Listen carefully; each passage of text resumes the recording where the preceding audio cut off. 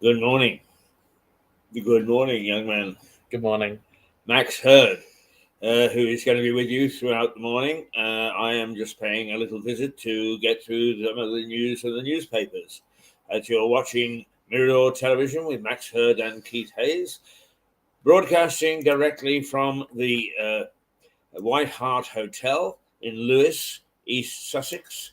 And we are on for the next, up until 11 o'clock. And somewhere around 9:30, somewhere around 9:30 to 10, Stuart Dolby will be in, our energy expert, ex-FT journalist, to give you the latest update on what's happening and how much it's going to cost you.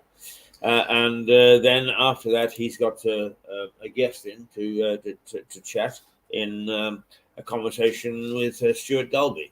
So that's coming up. Who's his guest? It's a photographer who did a lot of Glyndebourne work, and he had a substantial career in charting the history of Glyndebourne.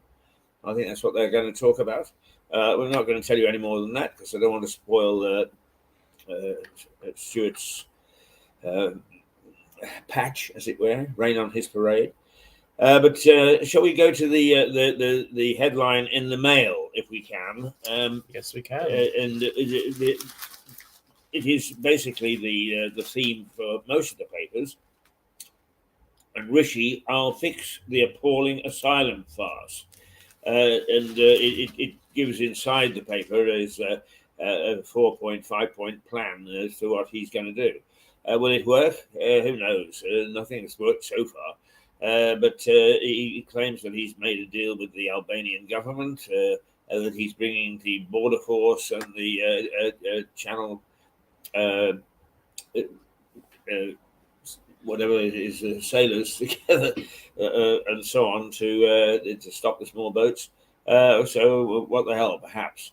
But go on. Yeah. Well, you're going to expect some skepticism. Yes, obviously.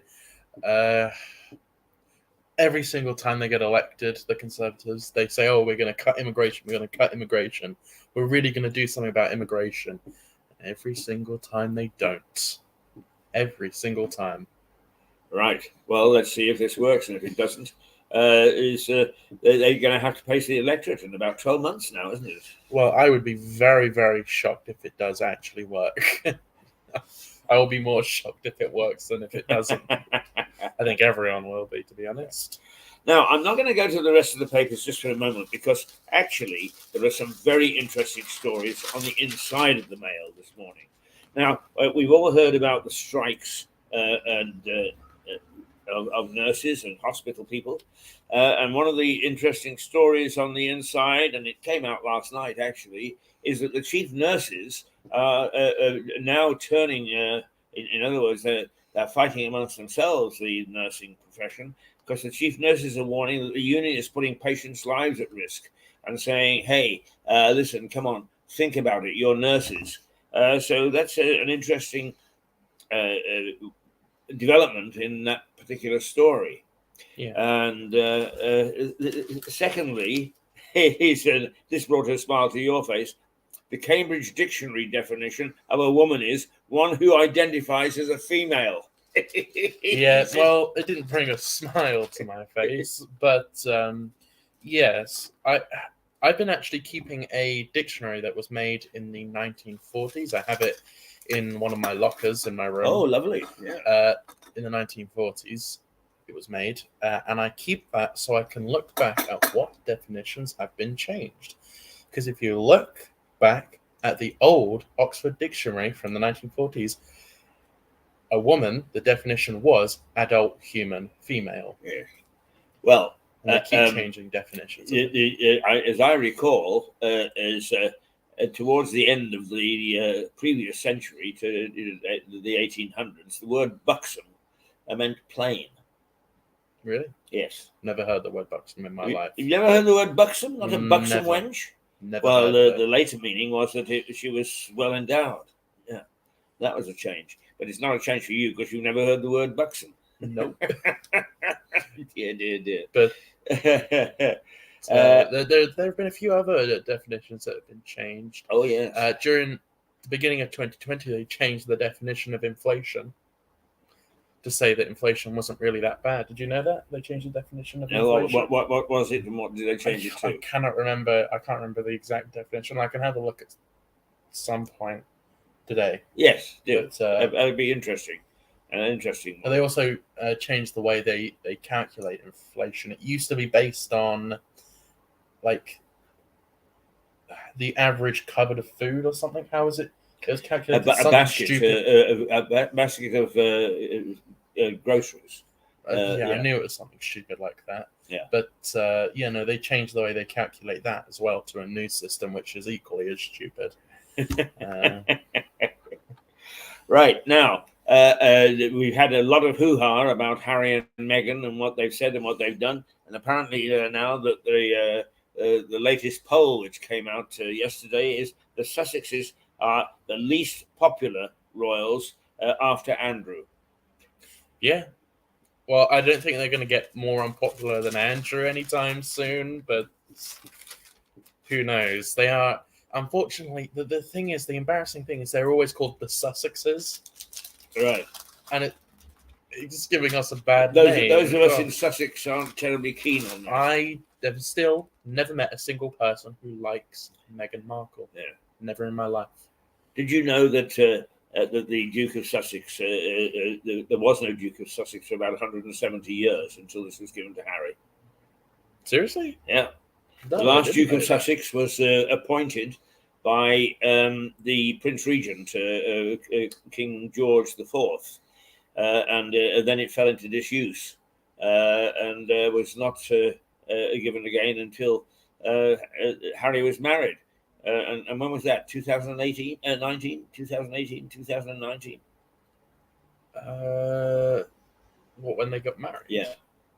No, they got married in like 2016. 2016? Yeah. Right, well, that's when my memory doesn't serve me well for these things. Well, I'll have a I don't find them important. But actually, the Duke of Sussex was, that title was resurrected after about 170 years.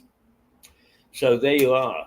He's upsetting you, and he needn't have. They could have made him the Duke of Argyll or something. Right now, the £1.3 million haul of cash seized in an EU Qatar scandal raid, and that actually goes to. They got married in 2018, and 2018. Earlier than that. Well, I wasn't too far off then. But there's an interesting editorial this morning, which says the sewers of sleaze running through the EU's institutions are an embarrassment and a disgrace. And Dominic Sandbrook, who wrote it, he's absolutely accurate in what he writes. The only thing is, to me, he's about 15 years too late, because I worked in the Balkans when the EU was rampant and everybody wanted to join and so on and so forth. And I was appalled at the way the EU institutions are run. They were full of patronage, corruption, bribery, you name it. And nobody cared then, because being part of the EU was so very special. So now they're just finding out what it's been like for God knows how many years. And that's why, in the main, I was a Brexiteer. Let's get out, because this is not going to be reformed. And now, even though they'll find this out, they'll actually cover it up. And one of the big scandals to me is that an independent auditor, a lady, can't remember her name, who was appointed to audit the EU's books, she wouldn't sign off on the books because of everything she found there. And the response of the EU was to sack her. So, it's all going on at a huge level. And then they expect me to be a nice guy and follow the rules of law. Amazing, isn't it? I wish I could say I was surprised by that. Now, just before we go back to the headlines, is that TikTok is used by China to sway minds of children. That's come from the Ministry in charge of security, and that's something I think that you and Liza Page in your show tomorrow will probably be interested in. We've spoken about this many times. It's about time mainstream media pick up on it. But yeah, it's absolutely brainwashing children. And the problem is, it's also owned by China, so it's what the Chinese think is beneficial to them to brainwash Western children. So this could get very dangerous. Tune in tomorrow with Max and Liza Page. They always take an alternative view, a very controversial view, but it's a view that is worth listening to. So TikTok, used by China to sway minds of children. How many people in this country have got children that are listening to TikTok? Whee! I am the only person under the age of, I guess, under the age of 40 that I know who doesn't use TikTok. Oh, really? I've never met a single other person who's. I don't even know how to access it. So, but then I'm a bit old. You don't have to worry about it. I've never met anyone under 40 who's never owned TikTok. I'm the only one, and it's terrifying because everyone else is brainwashed. Well, there we go. Now, Ranting Grinch goes off the rails. Apparently, Mick Lynch, the RMT's General Secretary, was on the BBC yesterday and lost his rag when he was asked how much his union members have lost because of strike days. And he yelled and accused the interviewer of being a right-wing stooge and so on and so forth. So, of course, what he's done is he's then focused on that, and it would appear that they have lost about £4,000 in wages because of the strike action they've done over this past year. And so those are a few of the stories that are on the inside, and they are all fairly important. Speaking of that, what you were just talking about, the Guardian has an article here saying Mick Lynch is right. The BBC has swallowed the anti-strike agenda of the Daily Mail. Oh well, that's the Guardian. Guardianista, yeah. I mean, the fact of the matter is, I am very critical of the BBC, as you know. But the one thing that it does strive to do is to be impartial in its own terms, and there is nothing wrong with that question.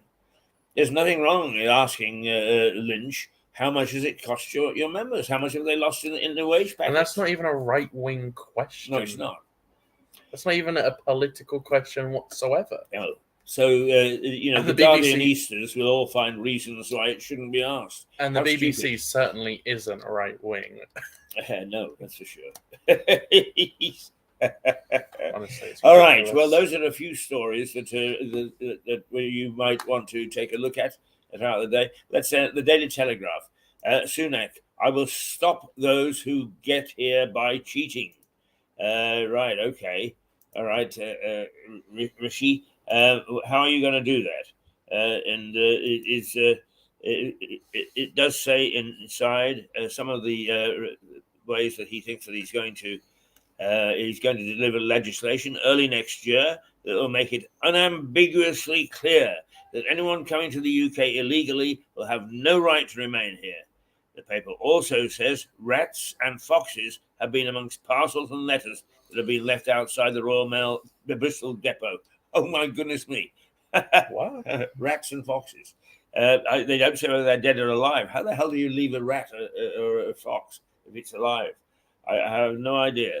But anyway, Rishi gets the headlines this morning because he's going to actually he's going to solve all our problems. And inside, once again, on the inside pages, the 5 points that he is planning outlined. Max says he doesn't believe it. I'm skeptical. How do you feel about it? One wonders. Anyway, to the eye and Pontin's revolt. Tory backlash at plans to house migrants in holiday camps. Right, okay. They're already doing it. Right. Well, they are to house asylum seekers in Pontins in the holiday parks is one local Tory MP says the policy is not appropriate.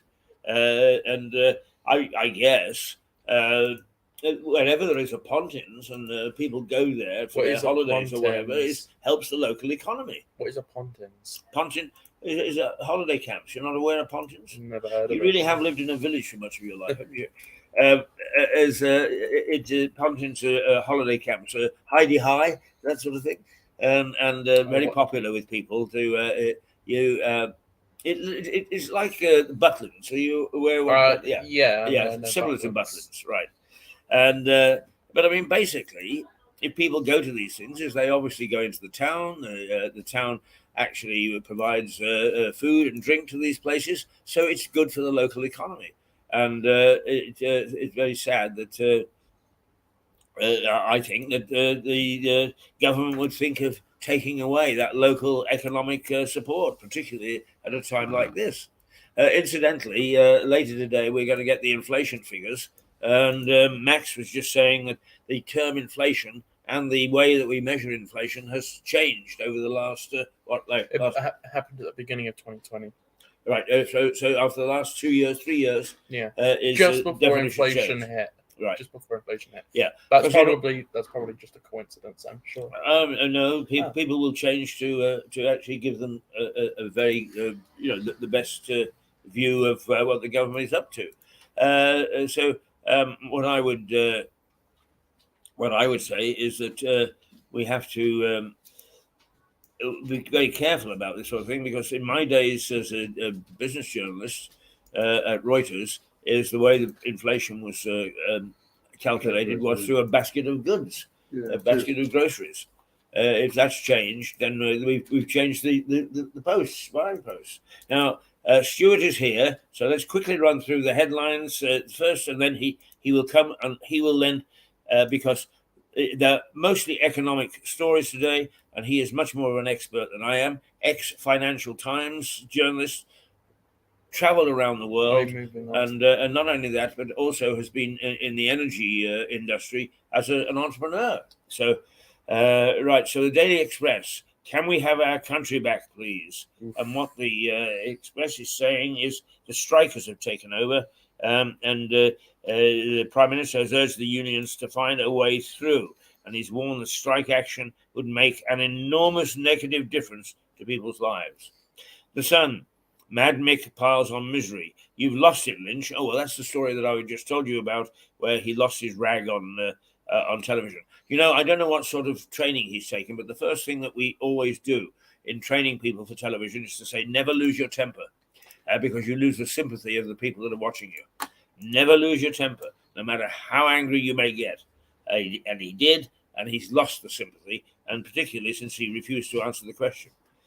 The Times, lives are at risk, nurses leaders tell union chiefs. Yes, the union chiefs, the nurses, senior nurses have told the nurses union, which some say is quite left-wing, is that they are going to actually put lives at risk. And Will's and Kate's Happy Christmas is in the Mirror with a picture which is fairly widespread of them walking hand in hand as a family through the park. The nurses, we're doing this for you. The union leaders plea for public support in their battle to protect our NHS. The nurses' strike is also dominating the Mirror's front page. The paper reports that RCN boss Pat Cullen has pleaded for the public to support the strike action, saying staff have been backed into a corner over the government's refusal to boost pay. Well, you make up your mind about that. Financial Times. Have a look at this one.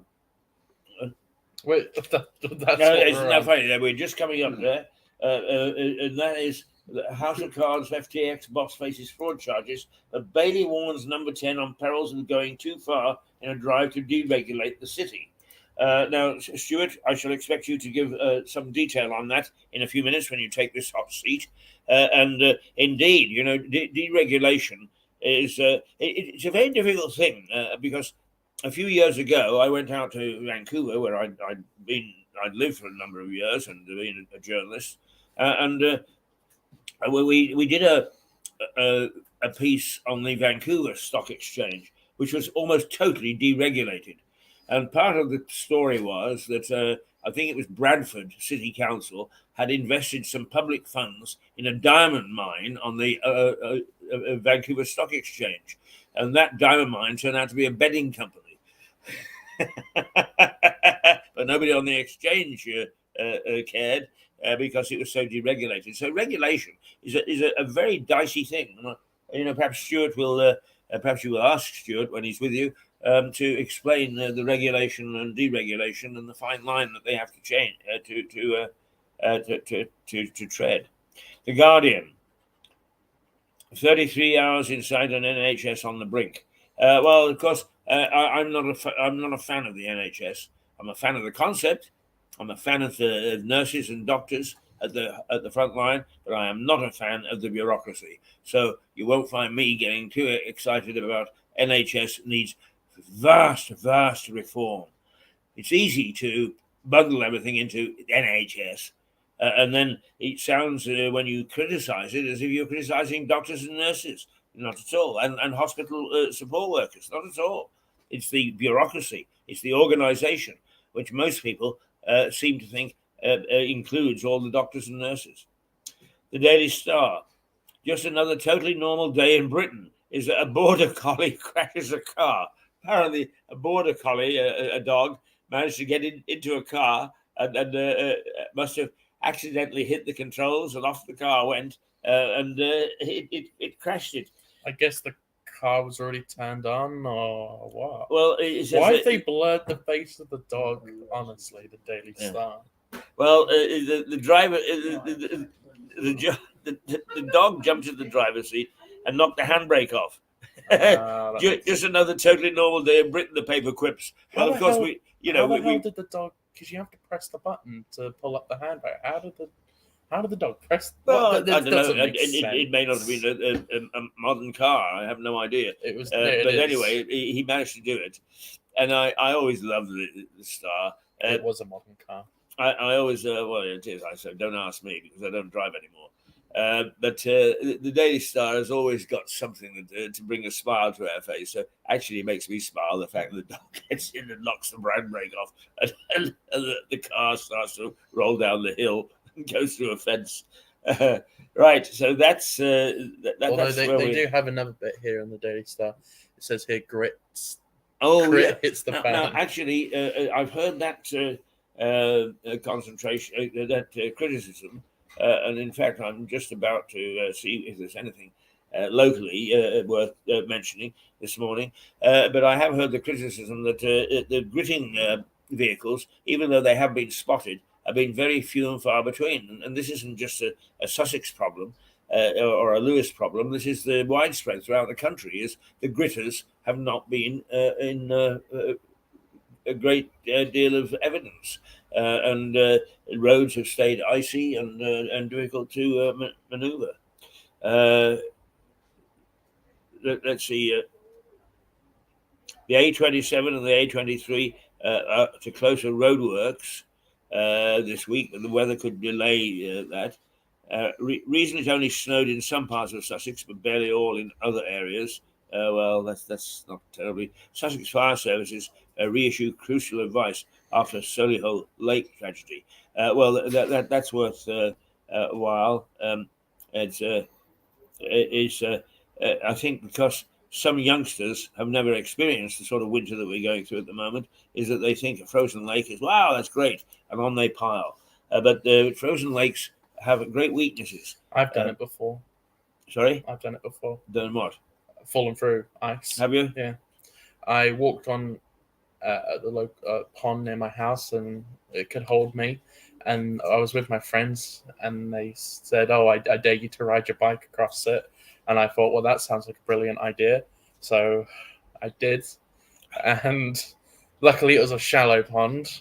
But you went through the ice. God, yeah. Was it cold? Yeah. I was in.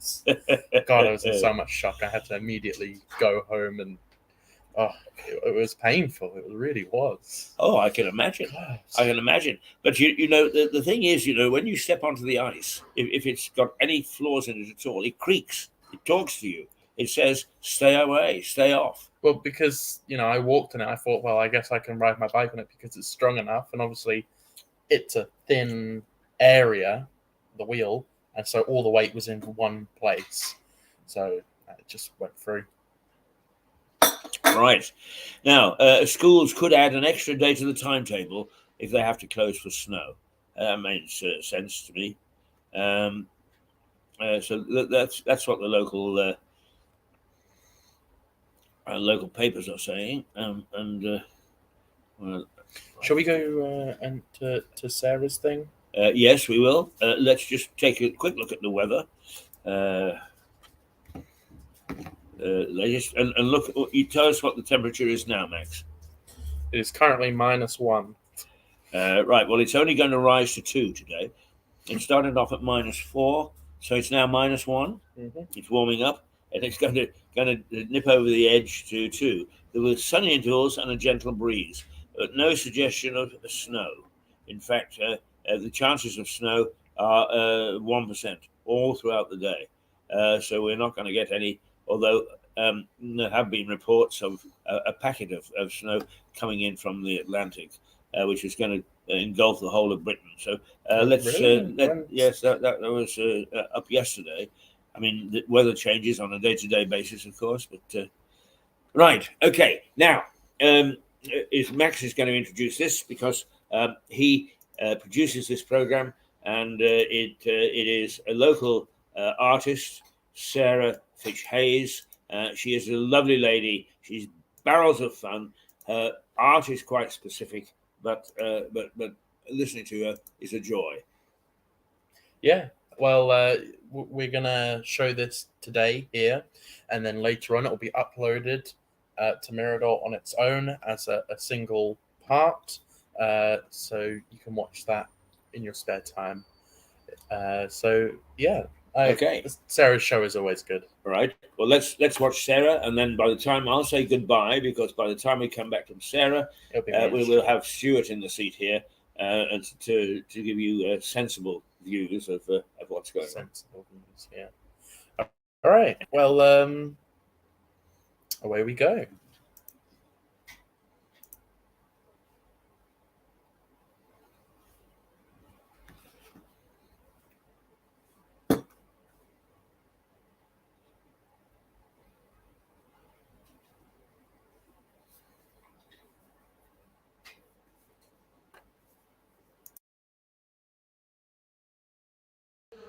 Entered December, heading towards Christmas. Whoop-de-doo! Except sometimes I think that the Grinch stole Christmas from Lewis High Street. But we've got a little bit of fun and games today, haven't we? Oh, yes. We have. Life is full of surprises. Absolutely. And the first thing is, I like to always celebrate these things with a drink. Woo! Gobbly, gobbly, gobbly. What have we got here?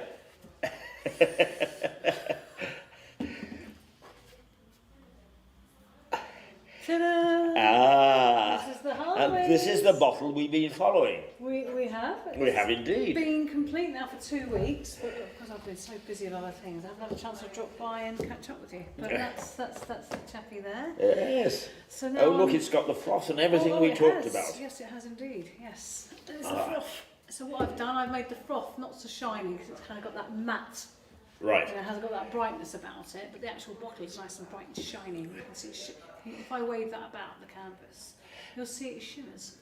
Now, I've gone to bed dreaming about this day in, day out, but other people will have forgotten what we were talking about. So talk us through how we got onto this and how to make it, how to make it a subject. Right, well, as you know, I love doing vintage food, and I think all the viewers may know if they follow myself and yourself together on these chats and stuff. I love doing vintage food and drinks and merry-go-rounds and just nice old-fashioned things, you know, like bubble gum machines, Coca-Cola bottles with a nice sort of, the straw that has the red and white going up. Right. So, and Lollipops. I thought, lollipops, that's right, ice creams, you name it, it's there, you know. And this little chappie, I thought, well, hang on a minute, because they're actually doing away with these smaller bottles. This size bottle is becoming extinct, basically, because they decided they don't sell so much off the shelves. Oh, so really? They're keeping to the big. This is a bit of research that I was doing when I was chatting to them. And You went and chatted to them, did you? You I wanted to ask them about the I bottles? haven't met Mr. Jenny yet, but I'll get to that in a minute. Yeah. But basically, the deal was that I went in the shop and I talked to these people working in the shop. Oh, I'm painting some bottles, and they said, oh, come and choose some bottles. It was really lovely. And I was saying, well, how come we don't do many of the smaller sizes then? And they said, oh, we are doing away with them simply because the bigger ones are more in demand. Oh, really? Just want to drink and get merry and be cheerful and go, Yes, hey, people are drinking more. well, after all these times, you don't blame them, do you, really? So that's why I thought this is a really good thing to do. Paint the nice small bottles before they go, before they disappear off the shelves, basically. Absolutely. So That's brilliant. this is it. And I've popped in there about 4 times into the shop. And Mr. Jenner, I tell you, he's hard to get hold of. Oh, I know. He's like a witch in the wind, It's, Yeah. But well, anyway, I mean, he's also, I think, the High Sheriff of East Sussex.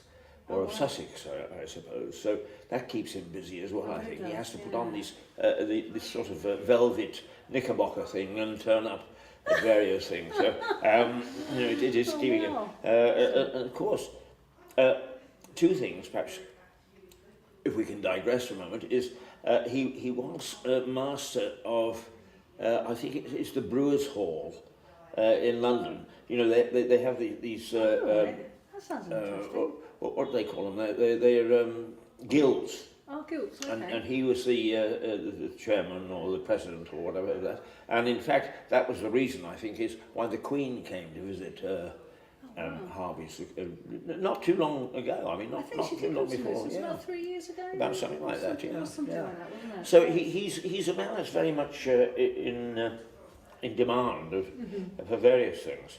Anyway, I digressed. That's okay. Carry on. Right, so you were in talking to the people in the shop, and they said, here, have as many bottles as you want. Not quite as many as I wanted, but But I'm not going to be greedy. It's not about being greedy. I just came in, bought a couple, got a couple as well, and I've got 4 different flavours or brews. I don't know what you call it. Do you call it a flavour, or is it a different brew? Or a taste, or whatever. So I was thinking about doing like maybe 3 of these other ones like this in the same sort of size bottle, but just with different labels. No, I think that would be a very good idea. A set of 4. Yes, that's what I want to do. So I want to create it into a postcard. So people, our Lewis folk, can actually think, or even tourists can come in the shop and go, oh, that's nice. It's famous for the Harvey's brew, and therefore we've got a nice little postcard. Yeah. Harvey's Brewery, I mean, we might as well talk about Harvey's Brewery a bit, because this is what you've done. They're very interesting. I actually wrote a book 3 or 4 years ago with the inspiring title of Business Journalism. The publisher wouldn't let me give it a fancy name because they said, no, this is going into universities and that's what the students will be looking for. So they did. But I included Harvey's in as an example of they never advertise. They market in the sense that they get the community behind them and the community talks about them. Backs them. Yeah, I mean, you can live miles and miles and miles from here and so you say, Harvey's, oh, wonderful. And it's all because the community have taken to them and they involve themselves in the community and it's their form of marketing and it's so successful. Well, funny enough you should say that. When I actually completed this piece, I think it was been 2.5, 3 weeks ago, I think it has actually come to think of it. And I remember putting this on the Lewis Present. You know, there's a Facebook page, Lewis Present. Yeah. And I thought, well, hang on a minute, let's put it on there as well. So I had the opportunity to do that, and I put that on the website. But since putting that on the website, we've got a little family member that's joined our family. Aha, right. She's quite a little fairy friend. She's very beautiful, and her name is Minnie. So she's going to be joining. And what is she? She's a little French bulldog. A French bulldog. Yes. A French bulldog. A French. As opposed to an English bulldog. Yes. Yeah. So she's a little bit smaller and her features are more softer. Right. Because isn't it funny? Because one of the ladies who works here at the hotel showed me a picture of her dog, and it's an English bulldog. So yours is the second bulldog I've been introduced to today. Oh wow! Well, must be a catch, a phase of bulldogs. And that takes us to Bulldog Drummond. Neither of you remember who Bulldog Drummond is, do you? No. No. Well. Nowadays you have detective novels and so on and so forth. Bulldog Drummond was, when I was a boy, was the detective. He was a sort of James Bond of his time. Yeah. So you remember when you're looking at bulldogs, he's marvellous actually. I point to our director producer here, Max, and he pulls out his phone and he says, pull out your phone and say Bulldog Drummond and see what you get. So we've got a French Bulldog, we've got an English Bulldog, and we've got Bulldog Drummond the detective. And all because we have a bottle of Harvey's in front of us. Yeah, That's funny how the conversation Now, tell me how you got this. I mean, did you go and get it to fizz, or is that a fizz of your imagination, or? Well, I did. I got the bottle outside on a nice hot sunny day, not quite so hot, but warmish. Got the bottle, and what I thought I did the bottle on its own with the top on it. I thought it just doesn't look quite, hasn't got that pizzazz as much. Don't get me wrong, it's lovely. The bottle of Harvey's is there, and this label is there. But I thought, no, I need a bit more pizzazz, a bit more, a bit more life to it. So I thought, I know what to do. So I took the top off, and I thought, I just fizzed it up a little bit and just thought, see what happens. And not a lot really happened. So I really shook it, and I had to really quick the camera. And I had the camera in one hand, shaking the bottle, get my hand away from and then as much as I could. So and this is the result? That's the result, yeah. Oh, well, terrific. Well, now, turn it around and show it to me. Yeah, sure. We've shown everybody's seen it except me, really. That's fantastic. Oh, yes, and you've got the sheen of the glass, and this went on to Facebook. I put it on Lewis President Facebook. Oh, did you get many hits?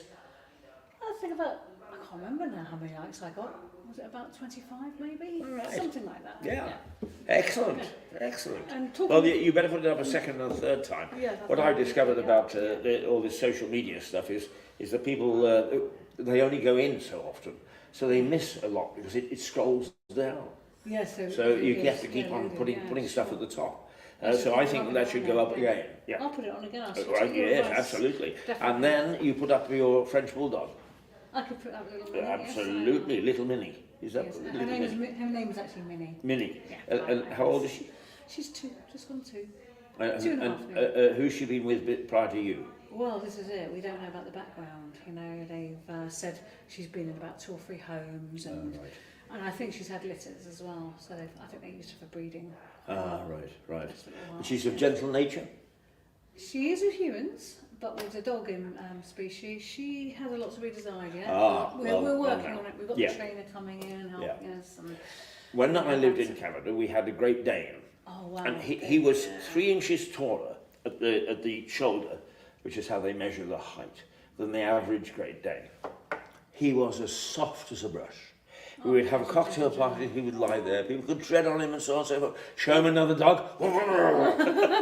This is Minnie. She's the most beautiful animal, she'll play with you, do tug of war. She's such a beautiful animal. The moment she sees another dog, so she goes into operatic mode and it's stop Minnie, well, that's okay. As long as she's good with humans, that's the main thing. Yeah, she is.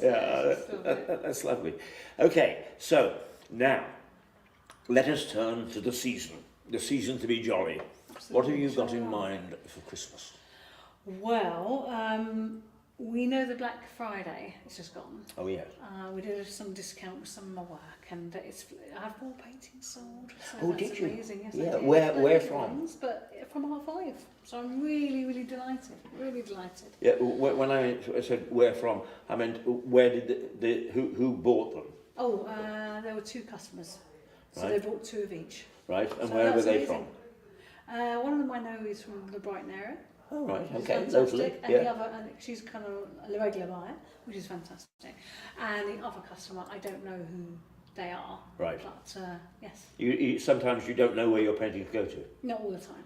Oh gosh, no, that's interesting. I always thought that you kept track of these things. But... Well, I do. I do tend to ask. I know it's a lady called Judith, and that's about it. But I don't know what she's going to So Black Friday was a good day for you? It was a really good Friday. Yeah. Oh, excellent. And did this go from the gallery or from your... It's from the gallery. All right, right. So, now explain to people once again your gallery. Okay, so basically it's based in Brighton, in the South Lanes. You know where the Mesmerist pub is? It's like a pub bar type place, and literally 2 doors along on the right hand side of it. As you know, the Mesmerist is 2 doors along. Yeah. Is this the lanes or the north lanes? The lanes. Lane lanes, yeah. Lanes, as they call it. Yeah, right, the village. South lanes. The village. The north lanes. Gets confusing, doesn't it? So it's a gallery situated in the heart of Brighton, and it's got so many styles, so many like vibrancy bits of work. Some compositions are very surreal and quite mad, but I like the mix. There's lots of vibrancy, lots of life in this art, you know. Yes. And it's such a nice to be part of that team, you know, bringing, you know, your work to life for people to love, for people to enjoy. That's what art's all about. Yeah. You know, Yeah. as well as doing it and creating it, I absolutely love it. It's like a therapy for me, you know. It's something I've done all my life. Yeah. But when I actually get it on the wall and you see all these other artists and myself, just, you know, when you get a sale, it's lovely. You're like celebrating each other. You're just there to that's what art's all about. It's Part of the crowd. Just be loved. Yeah. The next thing I'm doing towards Christmas, I'm doing these 3 lollipops together, and in the background, I'm going to do, it's a surprise actually. I'll let you guys all wait. I'll let you viewers wait. Right. Okay. Because it's a slightly Here is a Christmas mystery. Christmas. Yeah. It's like I no longer can make up my mind whether I should leave milk for Father Christmas or a brandy. A carrot. A carrot. Likes carrots. So my son tells me. That was last year, but Johnny said to me, he said, "Mummy, is Santa real?" Oh, what did you just ask me? I said, he goes, "Is it real, Mummy? Come on, tell me." I went, "I think you know the answer to that," and I just left it all to his. Well, now I'm expecting a tongue-in-cheek picture, which you showed us in the next programme, of Father Christmas eating a carrot. You can do caricature if you like. I haven't done caricatures for a while, but hey. Well, there you go. A new challenge. You get one every time you come on this programme. Did you find out about Bulldog Drummond?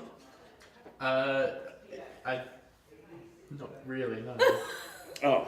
Usually I'm very good at these things, but You can't come up with Bulldog Drummond on that? So normally what he does is, these things fascinate me. You really got to paint one of these things, because what he does is he says, "Show me Bulldog Drummond." The bloody phone does the job for him. Yeah. Yes, we didn't work like back in the day, like, I don't know, 10 years plus ago. Google wasn't there. No, absolutely not. You had to wait. You had to go to the library, didn't you, to go and find things out and do all your research. Yeah. Because every library in East Sussex, what can I do? Can I find That's right. Everybody's got a book that they.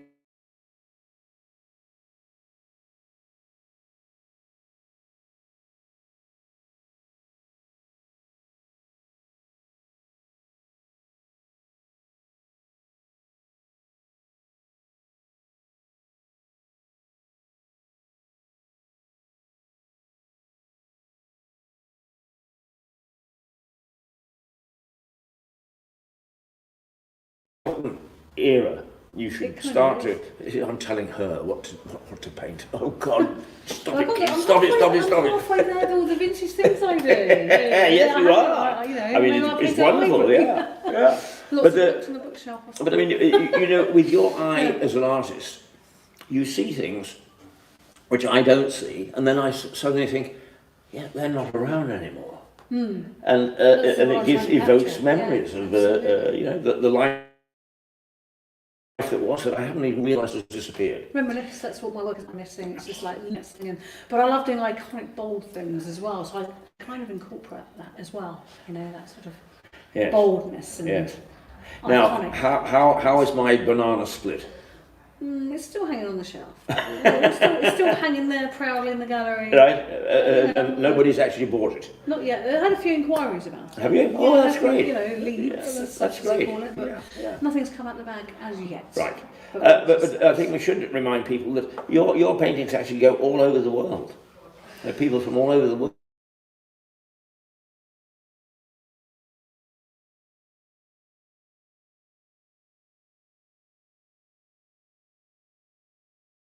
Begins with a P, so you kind of, doing not too badly there.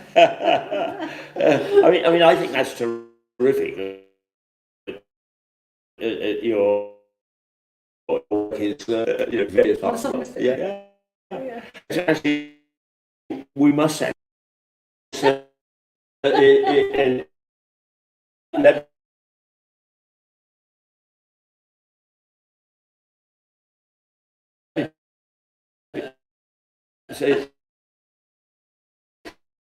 I would for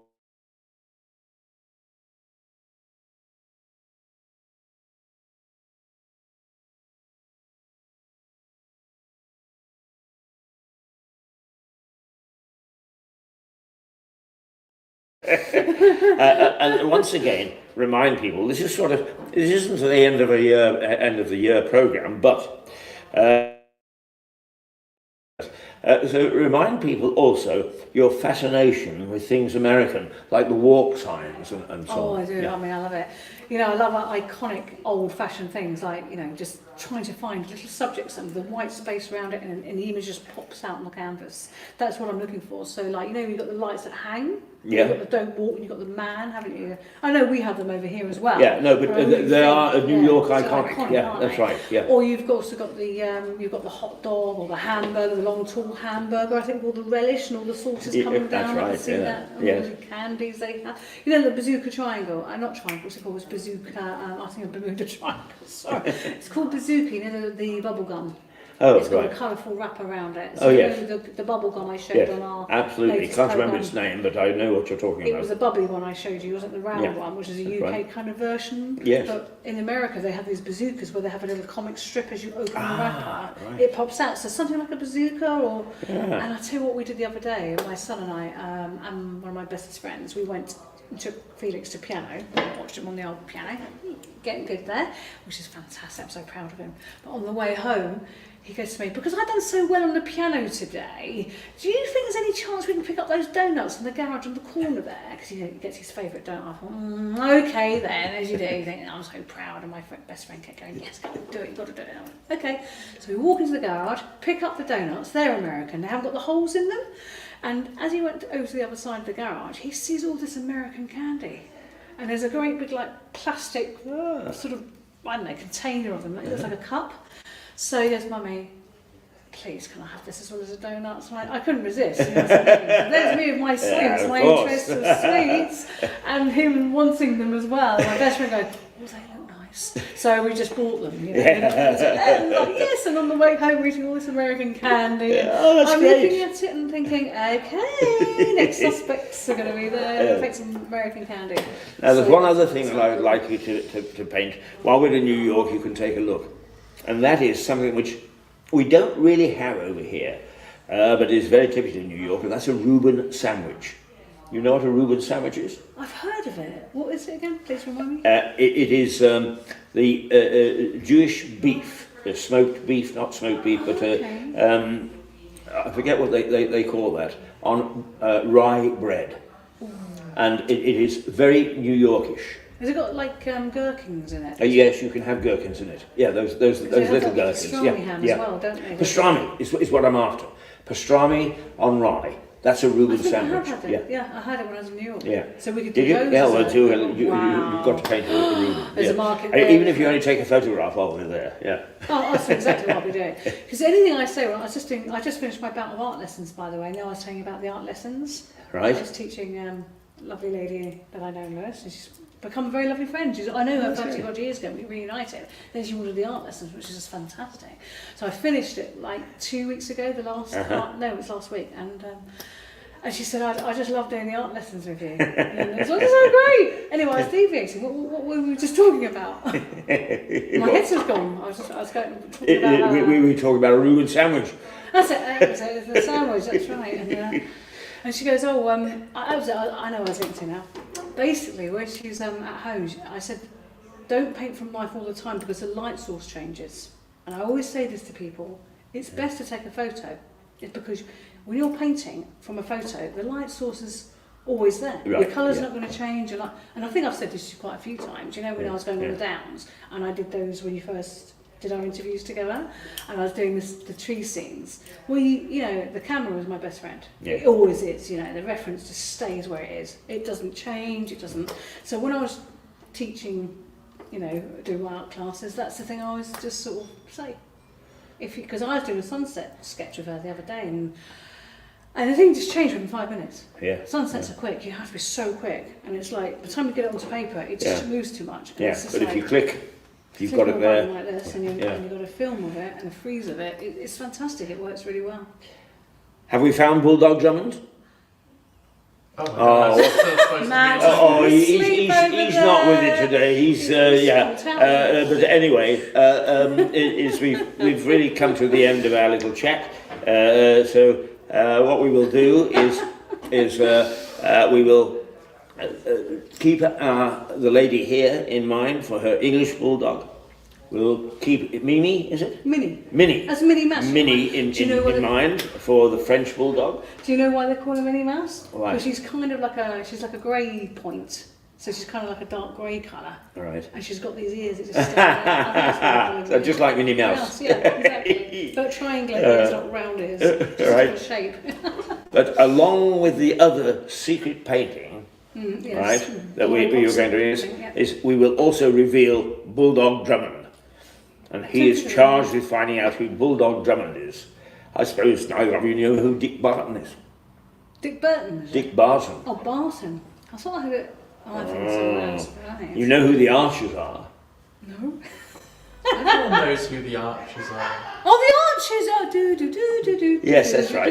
Yeah. I thought you said Archie. Yeah, or something. well, just No, at about the Archie's- time that the Archers started, there was a detective on BBC called Dick Barton, and he went somewhere down.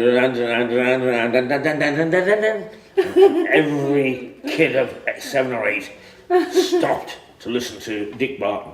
You don't know who Dick Barton is. You don't know who Bulldog Drummond is. You'll tell me you don't know who 007 is next. Well, I remember. I have to Robert leave these Custard. people. They are breaking my heart. Until next week. See you Lovely to soon. see you, Sarah. See you soon. Take care.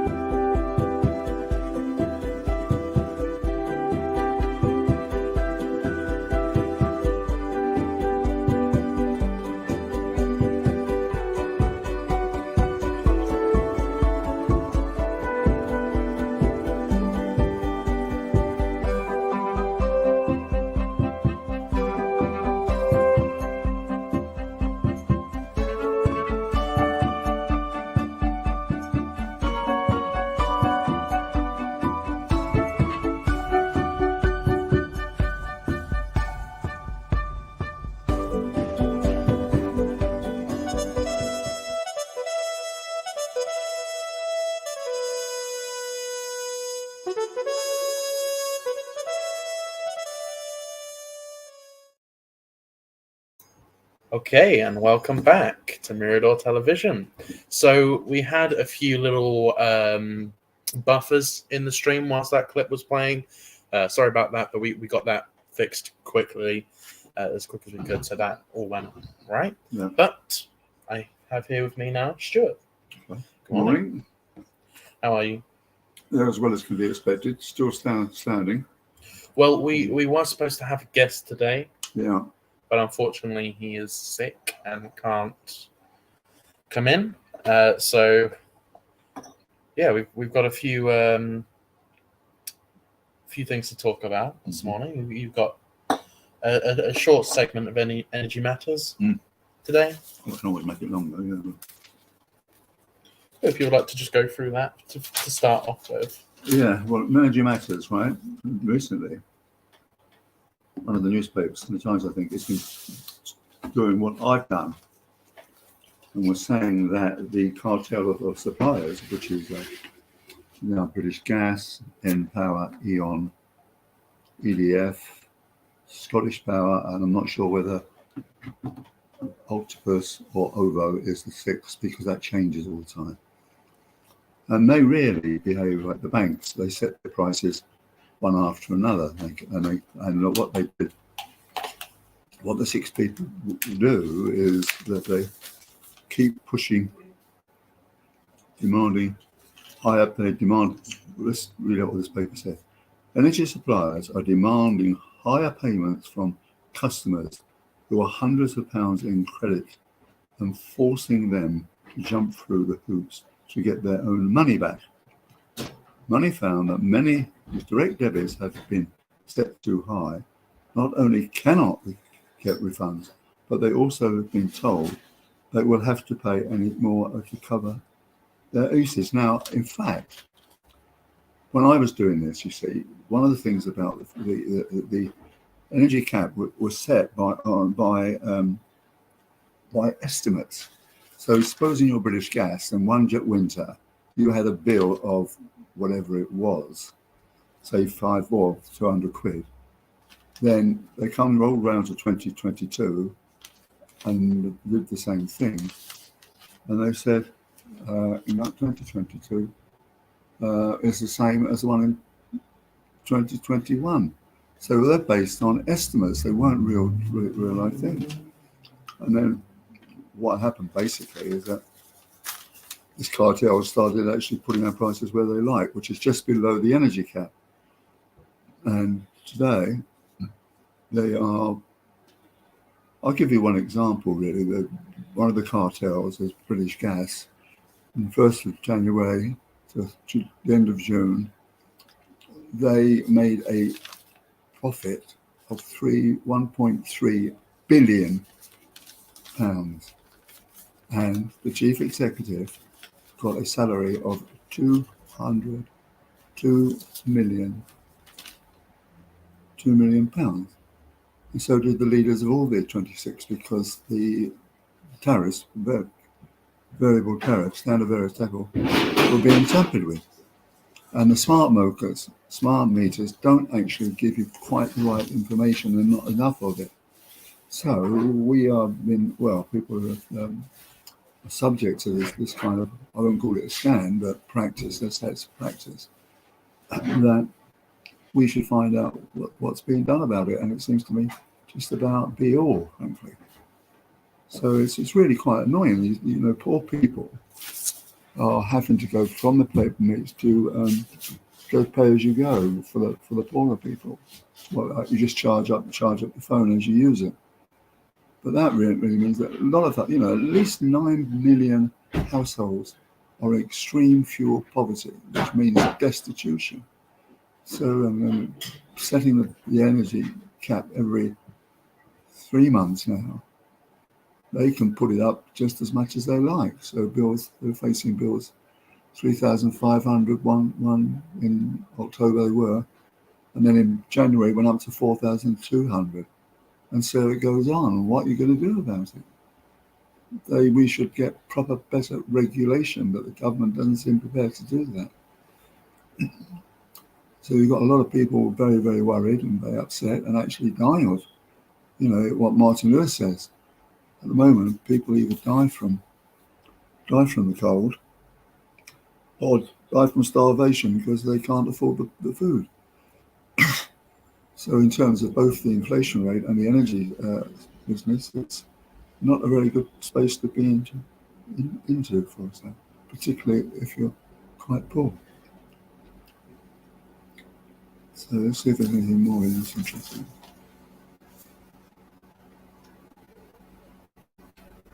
Right, Mr. Lake tried to cut his direct payment from 220 to 100 a month online, but a message propped up to say that payments could not be reduced by more than 10% of his expected usage.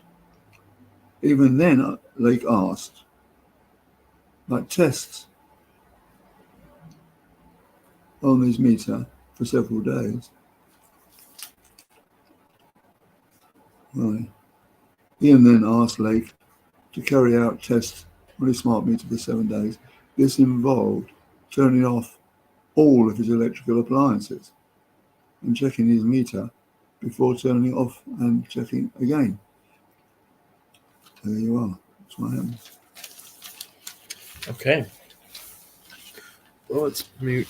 And if you want some more about the energy situation, we were told that, that people were left to believe that there's going to be investment in renewables. Well, I've been talking about this for years because on my Green Barrel site, it is specifically aimed at renewable companies. And they weren't getting enough cash put into them because they had a illegitimately business that wind doesn't blow all the time and solar doesn't shine. Therefore, the investment in renewable energy, which is very, very needed, is not happening. So people are just not, be able to sort of meet the bill. And also it's affecting the other things like in 2020. But we're all on about climate change and how good it is and getting rid of fossil fuels, yes? And what happened in 2020, Boris thought wind didn't blow. And Boris went to Drax and said, can you put your coal mines back on trips, right? So that's another fossil fuel thing dumped on. And it's still happening. And then you look what they're doing. We're striking here about Striking about everything. The count. Well, it's a protest in the town, isn't it?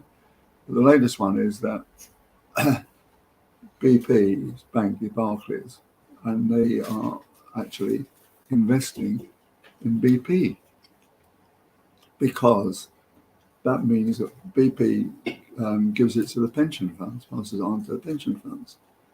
Well, it's only designated pensions that get it, the ones that are fixed at a certain rate. I, for example, have got a final salary pension, which doesn't need that kind of situation. Oh, speaking of pension, I was having a conversation with you yesterday about this. I was under the impression that pensions weren't taxed. Well, they are, because they're just income form, aren't they? I know, but I assumed that I just thought that they the government wouldn't steal your pension as well after a lifelong work. Well, but it's in place of the pension is because of the work. What taxes do you have to pay or don't have to pay? Well, I pay income tax. Yeah, but you said you don't have to pay national insurance. Is that? I don't have to pay national insurance. Yeah. Is that for all pensioners or? I think it's for all pensioners. Yeah. Right. Okay. But there's only state pensions. Don't forget. Hmm? There's only state pensions. It's not. I've got private company pensions, right? Yeah. Which are worth a lot of money. But the state pensions, they've got to do something about that. But it doesn't matter. It's not much. But Rishi Sunak got rid of the, national insurance, didn't he? Or hiked it up, actually. Hiked it up. What did your tax go from and to? My tax. Yeah. You said your tax went up by how much? Well, it doesn't seem to have affected it, but I did receive a letter saying that, your tax is going to be, your pension thing will be taxed at a higher rate. That's how they got me. When does that go into effect? Is that going to affect the beginning of next year then, I assume? Well, I think it's next April, isn't it? Oh, April, okay. I think so. I don't know whether I never got a hold of this, I think the ceiling is 40,000, isn't it? So it only goes up to 40% in taxes. Yeah. Let me. I'll try find something on that actually. What would I say? New tax brackets for UK. Yeah. Okay. So the tax brackets currently are anyone making under 12,000 is no tax. Yeah. 12,000 to 14,000 is 19%. 14 to 25 is 20%. 25 to 43% is 21%. Yeah. 43 to 150,000 is 41%. So yeah, your tax has jumped from 21% to 41%. Yeah. And then anyone making above 150, top rate tax is 46%. You're quite right too. Yeah, I think 41%, like 43. I think it. Yours has gone from 21 to 41. Yeah. That is a doubling in tax almost. Yeah. Well, you got to live with it. Yeah, well, or commit tax fraud, which is when I'm older and I have a business of my own. That's worth a lot of money, I will absolutely commit tax fraud. I'll have my offshore account in Cayman Islands, or move my business headquarters over to Dubai or something where it's a 0% tax, And buy a football team. and buy buy a football They're team. very good investments. Look at these people at Manchester United. Yeah. And now, why do you think Abramovich? I've- People overlook the fact that London is the money laundering centre of the world, right? Definitely. Right. So you've got the rock stars in Holland Park, and it's made for the Premier Division. Okay, the money laundered by these offshore deals for footballers, or Lionel Messi this, or Charlie Black that, and all these deals to buy their players goes away tax free because the money is laundered. Remember when I was in Malta really to see my friend, and he said, "See all those boats there? Yeah, they're crammed. They don't go out. They're money laundering. They're for money laundering. Banks in Malta wouldn't take drug cash, so they did that. Now the Russian mafiosi have done that in London as well. They've bought huge properties in Holland Park. Whether they're money laundering it or not, David Beckham's got one, for example. Holland Park. Well, they said they were going to do. May said we're going to do something about this to stop all this Russian money using us as a conduit, and the government has done nothing to sort out these oligarchs. Why do they think they're going to get killed or something? Killed by Putin, not giving him enough money. So I just Googled what's the highest tax rate ever in the UK. I think it was Dennis Healey in 1970s, 93%. Yeah, Dennis Healey, 1971. That would have been, yeah. Yeah. So you never listen to me, do you? You learn a lot more if you listen. 93% tax. And America fought a revolution. Do you know why America fought the revolution against the UK in 1776? It was because a 7% tax. Really? But, I tell you what, though. Tax. Yeah, no, think about this. The tax money laundering. Well, a lot of that money goes to pay, buying football teams, and then the money hasn't been invested in things like National Health Service. But the Back money in the day, has... Tony Blair pumped a load of money into the NHS. I personally regard the NHS as one of Britain's greatest thing they've ever done, greatest move they've ever made. Disagree. But well, of course you do, yeah. It's your job to disagree with me, and I have to put you right again. It's the way it works, mate. It's not your job to do that. You're every just time wrong, you do I step on your toe. No, the thing is that a lot of that money laundering money does go in property in the UK. I mean, all these rock stars have got incredible. What Buckingham Palace? You want to see these houses in Holland Park. Rock stars, load of rock stars are out there. I'm sure they wouldn't let a commoner like me go in there. Of course they would. All you got to do is have a hit #1 record in your home free. Oh, right, okay. All right, I'll try to do that then. Yeah. Oh, God. Money laundering capital of the world. Oh, I got an interesting fact for you. You said you don't know to the scale of how many people do drugs. Yeah. You don't understand that scene, right? Yeah. Do you know what country has the highest cocaine usage per capita in the world? No. You would think it would be Colombia or Mexico or somewhere like that, right? Yeah. No, it's England. Yeah. Yeah. Yeah. The United Kingdom has the highest per capita use of cocaine in the world. Really? Yeah. That's most interesting. Serious.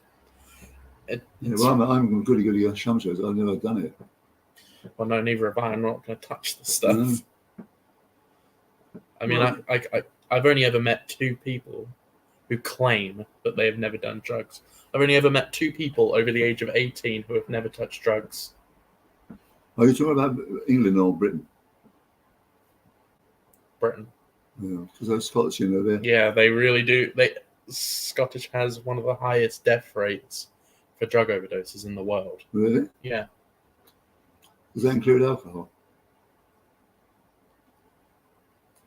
Well, no, because then Irish would be at number 1, but I'm No, not sure. no. You actually people Let's see. Hang on. people are going to die in Scotland because of this. You heard the one on the Shetlands this morning on the news. No. Well, Hang on, give me a second. What country has the highest drug death rate per capita? Sorry, continue. Sorry, continue. well, I can't interrupted remember what you. I was saying. I mean, people they drink an awful lot in Scotland, and people do die of it. Where Ireland, I don't know about Ireland. But, that's amazing. So you said England is the largest user of what I call the Peruvian marching powder, and the greatest number of deaths. Is that right? From cocaine. Yep, it's Scotland. Drug usage worldwide, and Scotland has the highest death rate. Death rate. Yep. That's most interesting, isn't it? So their death rate and usage is in England. Yeah? Apparently, the highest center of drug deaths in the world Yeah. is Miami. Yeah. But per capita, for a country, the highest drug death rate in the world is Scotland. Okay, it's different. What did you say previous to that? You said usage of cocaine. Britain has the highest per capita usage of cocaine in the world. Right. Britain does, yeah. Yes. But and death rates, they're again at the top of the pole. Huh? They're again at the top of the pole when it's Yes. death rates. So the But highest. Scotland are the highest death rate, Okay. Not England. not England. I see. But I'm talking about right. Britain as a whole. has Britain the highest. Britain as a whole have got the highest usage. Yeah. When it comes to death rates, Yeah. that's concentrated on Scotland. Yes, Yes. exactly that. No. Another fact. See, I can never recognise this because Leslie did to my wife. Be careful So, what you say yeah. next, but Yeah. because I've heard the story before. But yeah, you continue, but just be careful with what you say. Anyway, Leslie, I think that she tried a bit. It didn't work for her at all. But she just sneezed, I think, and never done it since. And but she can actually walk into a pub and say that person's on coke because she knows the symptoms. Yeah. You know, that kind of thing. I don't know. So yeah. I would have thought being a journalist in these horrible countries that you're in, you would know drug usage. Well, I think so, but it doesn't work like that, really. I mean, it's like what Charlie. Well, when everyone's on drugs, you can't What tell. Charlie Watts, when he was early in their career, he says, he says, oh, what is it like? He says, well, it's 10% playing music and 50% hanging about. And that's absolutely true. What's the other 40%? No, I'm just talking about 60%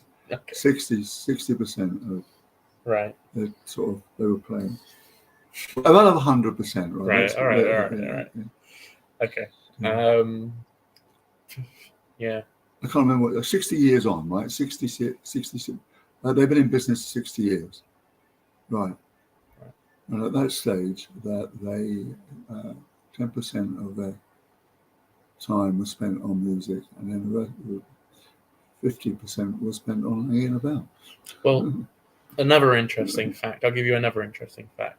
Do you know what country has one of the highest trans population, transgender population. I haven't got a clue. I don't even know what it means properly. Transgender, so gender reassignment, cutting off Oh, your genitals to become the opposite sex. oh yeah, I do know a couple of people who've had that. Yeah.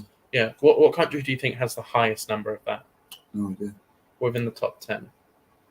Is Afghanistan. Really? Yeah.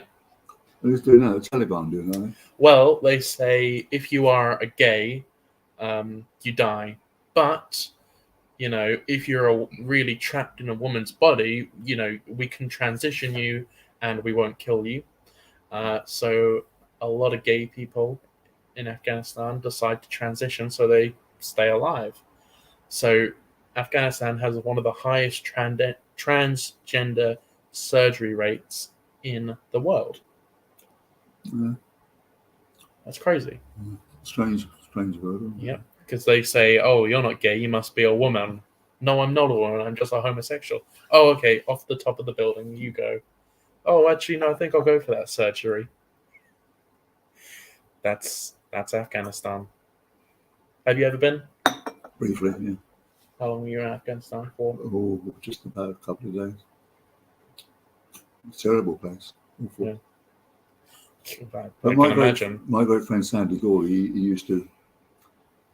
What these countries don't understand is it's not a real country. It's a bunch of tribes, that don't cohere.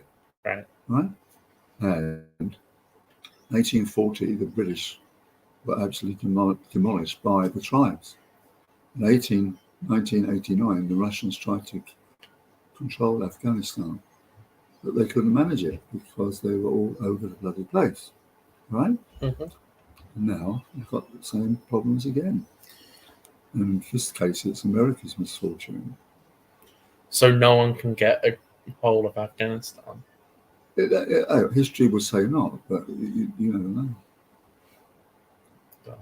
I mean, you can't. All these tribes, they don't cohere together. So, No. like we were talking about yesterday. What were we talking about yesterday? Well, that piece in the FT about he said, what is Ukraine and so forth.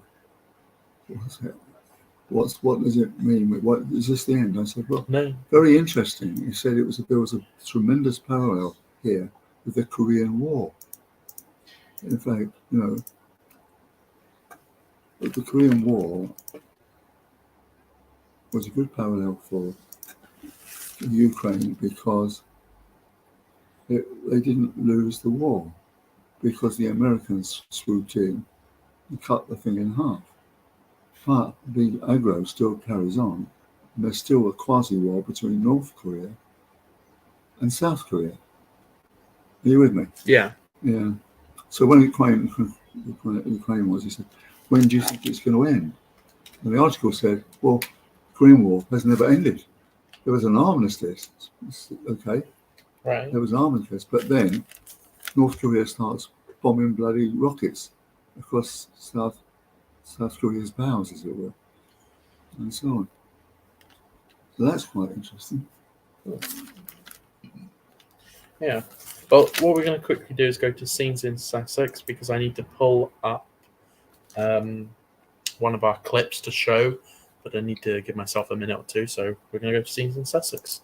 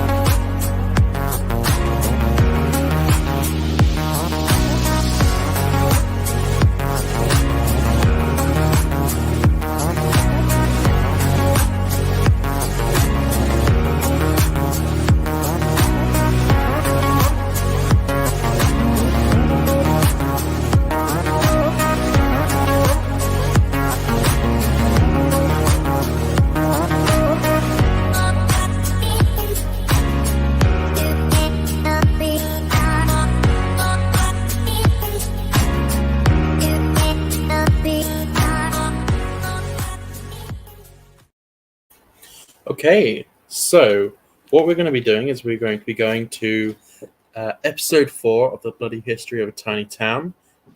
Part 2 is what we're going to be doing because we are playing every episode up until Christmas, but in part 1 and part 2 of each episode. So this is part 2, episode 4, Bloody History of a Tiny Town, which we haven't played yet. So here we go. So, all right, let's go ahead.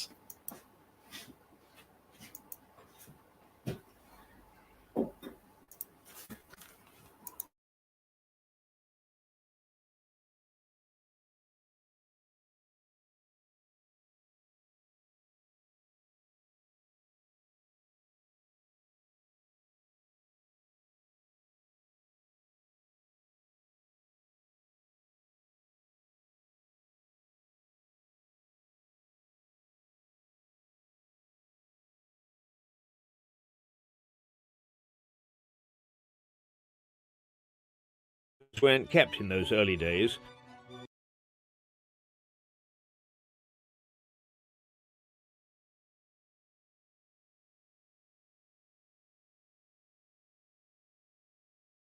Of course, what a ghost to have here now.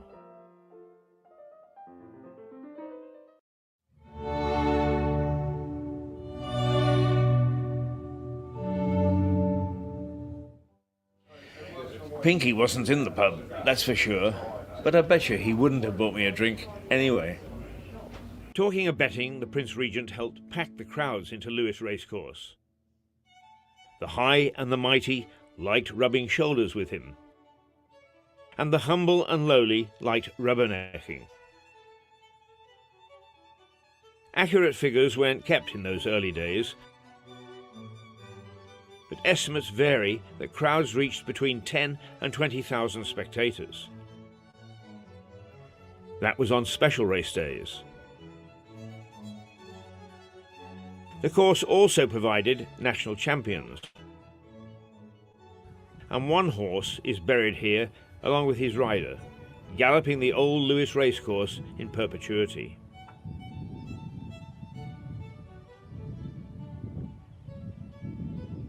But the love of horses by the Prince Regent could well have resulted in his early demise. And a daredevil. As I've mentioned, the future king drove a coach and four down this street. There is no written evidence that the story is strong enough for this sign to be erected by the local council. The prince was often in Lewes, and a renowned gambler was part of his inner circle. Sir John Larday, a successful racehorse owner, lived in Lewes, was colourful, resided on the High Street, and was a gambler and horseman. His wife Letitia was equally as colourful.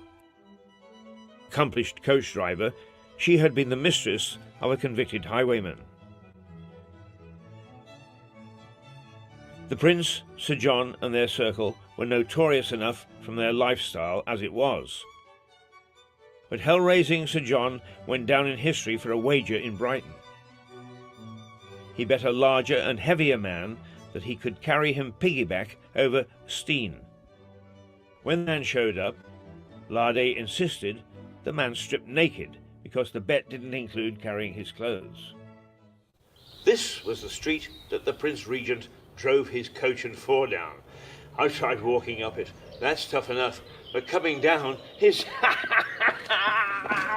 impossible.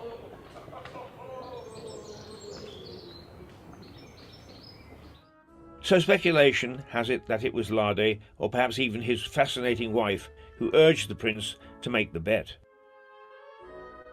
History records that he won the bet, not on any betting slip, but because the prince went on to become King George IV. In an earlier episode, we took a look at the castle tilting ground. Tilting, or trying to knock an opponent off a horse, was originally military training. But later it became sport. Knights won large purses in tournaments and won accolades from ladies for their prowess. Ordinary folk couldn't compete.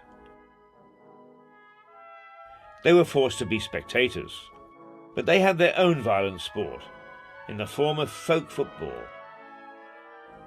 This precursor to our modern game raged across the countryside with whole villages chasing a pig's bladder.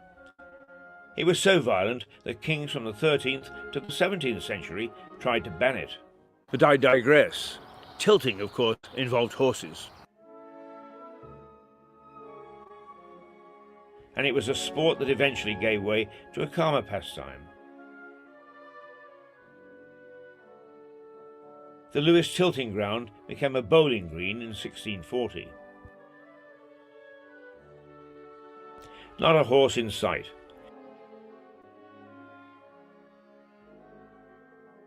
But typical of Lewes, it still plays the game the way Sir Francis Drake played it. And it is said gave inspiration to Tom Paine to write his Rights of Man after playing here. The horses never really disappeared from history. Fox hunting is recorded in Sussex in the late 18th century. But in Lewes, a traditional meeting of huntsmen on Boxing Day didn't begin until the early 20th century. Now, each year, the Southdown and Erridge huntsmen gather on Boxing Day ready to ride to hounds. As you might expect, this occasion has contributed to violence on Lewes High Street.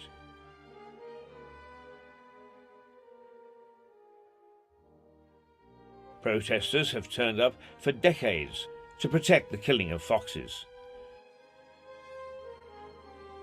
It is now, of course, against the law to kill foxes this way. But it doesn't stop the protesters. Lewes is still a rural country town, so thousands turn out to cheer the riders down the high street.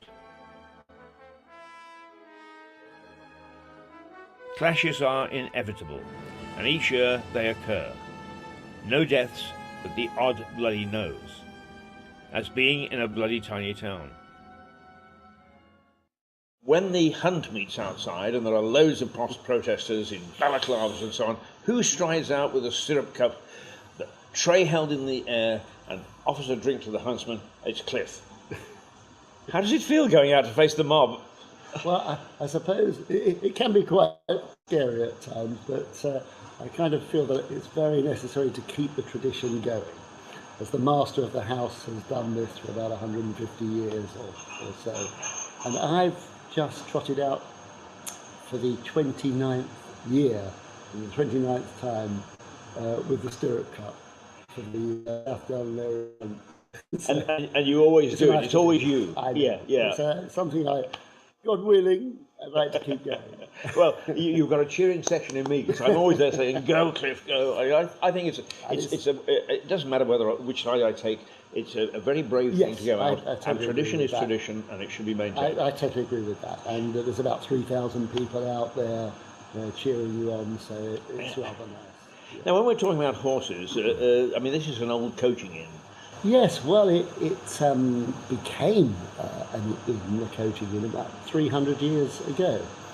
And I was doing a little study some years ago when I was looking at previous owners from that time. And within that 300-year period, I've just found out that I'm the longest standing owner in the whole period, in the whole time. Yeah. So, with 28 years to my name. For many years, this town, like many in England, had horse-drawn vehicles of bread and milk delivered by horse-drawn cart. But remember the past and 63 pubs in Lewes. Yes, you've guessed it, so was beer. And it still is. So deep is the horse embedded in Lewes society that the remaining town brewery, Harvey's, still delivers its products in a horse-drawn dray. And it tastes all the better for it. Well, every other Tuesday you deliver in a very traditional way, do you not? We do. We have our horse and dray wandering around the streets of Lewes. Lewes not very kind to horses, very steep hill, but they manage very well.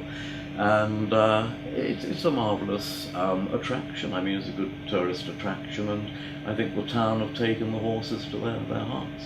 Well, I think that's very true. Yeah, I mean, they're magnificent creatures.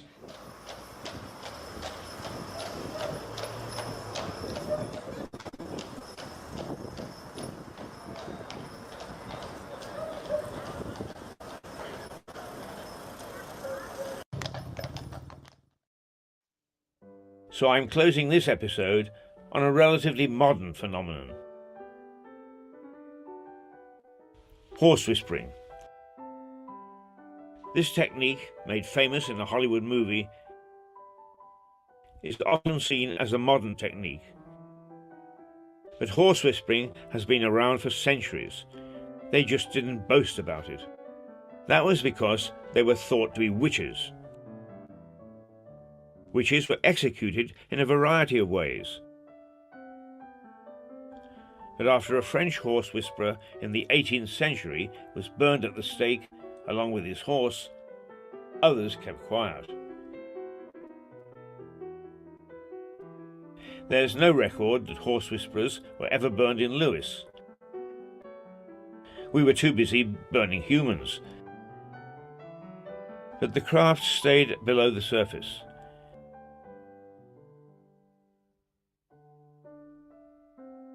Because Lewes was known for being a town of witchcraft. That's a story for another day. But whispering is alive and well in Lewes. The horse. A part of Lewes history from Saxon times to this very day.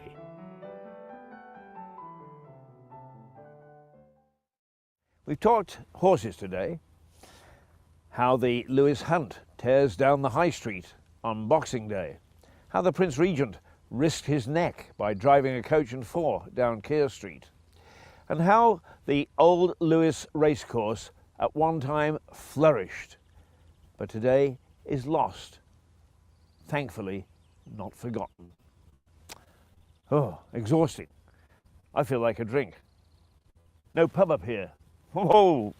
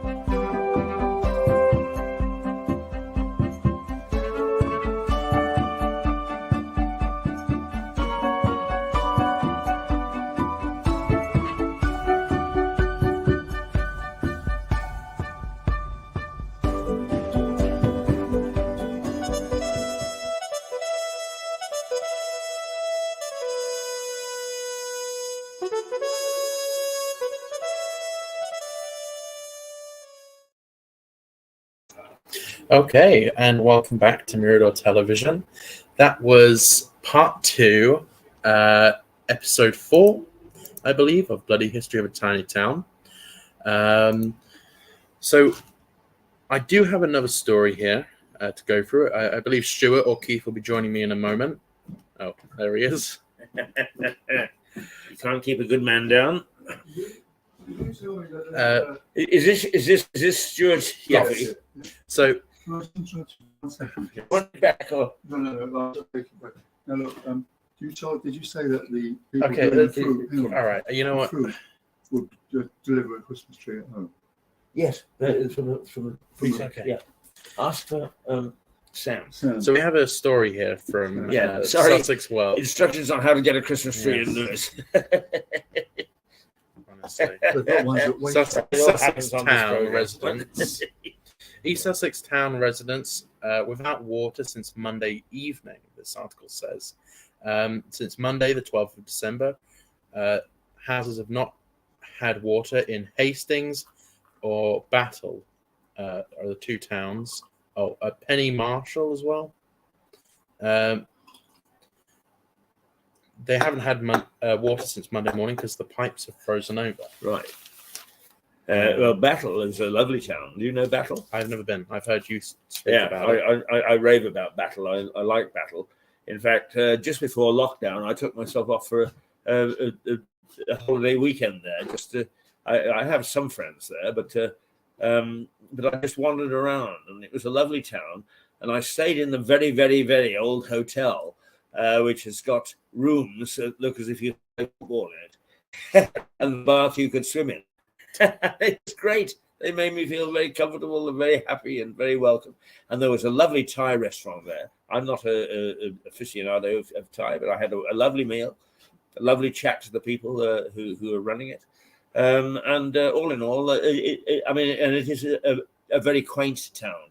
Of course, it's very old because it's built on the site of the Battle of Hastings, which didn't take place in Hastings at all. It took place at Battle. Yes, from what I understand, the people who live in Battle are very upset about the Battle Oh, of Hastings. absolutely. That it's called the Battle of Hastings. But the Battle of Battle does. The Abbey at Battle is built on the partly on where King Harold was supposed to have died and be buried. And if you go to the far side of the Abbey grounds, you can actually look at the site of the battle. It's there and preserved. Wow. I mean, it's like all battles. It looks just like a field. But if you followed any sort of description, then you can imagine the fight that took place and why the Normans actually won out over the Saxons. So there we are. All right. Okay, that sounds interesting. Now, where are you taking us? I don't know. Well, I did have some questions for Stuart, but he's gone now. Oh, I'm still here. Oh, he's still there. Well, yeah. That's all right. What question? Well, no, it was just a story here in the Daily Mail. Was it this one? Yeah. Oh, yeah. Cambridge Dictionary definition has changed the definition of woman. It's now changed to someone who identifies as female. Yes. That doesn't make sense. They've changed it to the definition of woman is one who identifies as a woman. Yeah. Yeah. I'm choking on that. It doesn't make sense, though, logically. You can't identify yourself as a woman if the definition is a woman. I know what the problem is. The problem, then? That you, in the local outside loos, you can't have the word female up there. Why? Because it's too advanced. But they've changed It it. encourages more trannies. Oh, God. It's got to be women on the bloody. Well, they've changed the definition from adult human female to anyone who identifies as female. But the question is, what is a female? You can't say anyone who identifies as a female. Yeah. What is a female? Anyone who identifies as a female. It's a circuit. It doesn't make sense because it just keeps going back and forth and back and forth. What is a woman? Oh, well, it's a silly situation that we've got into because we're in the woke generation. Yeah. He and I have kicked around the world, and actually they look at us with awe. Some of these countries, they look at us with awe, say, how in God's name can the British be so daft nowadays? Oh, but you see, internally, we've got these people who don't think we're daft, but they never travel anywhere. They never go to Vietnam. They never go to the Balkans or to Africa, where the people are saying, this is a country we used to look up to. Yeah, but you see, what you're missing here, Cliff, is that because of easy, cheap flights, the masses do go to these places.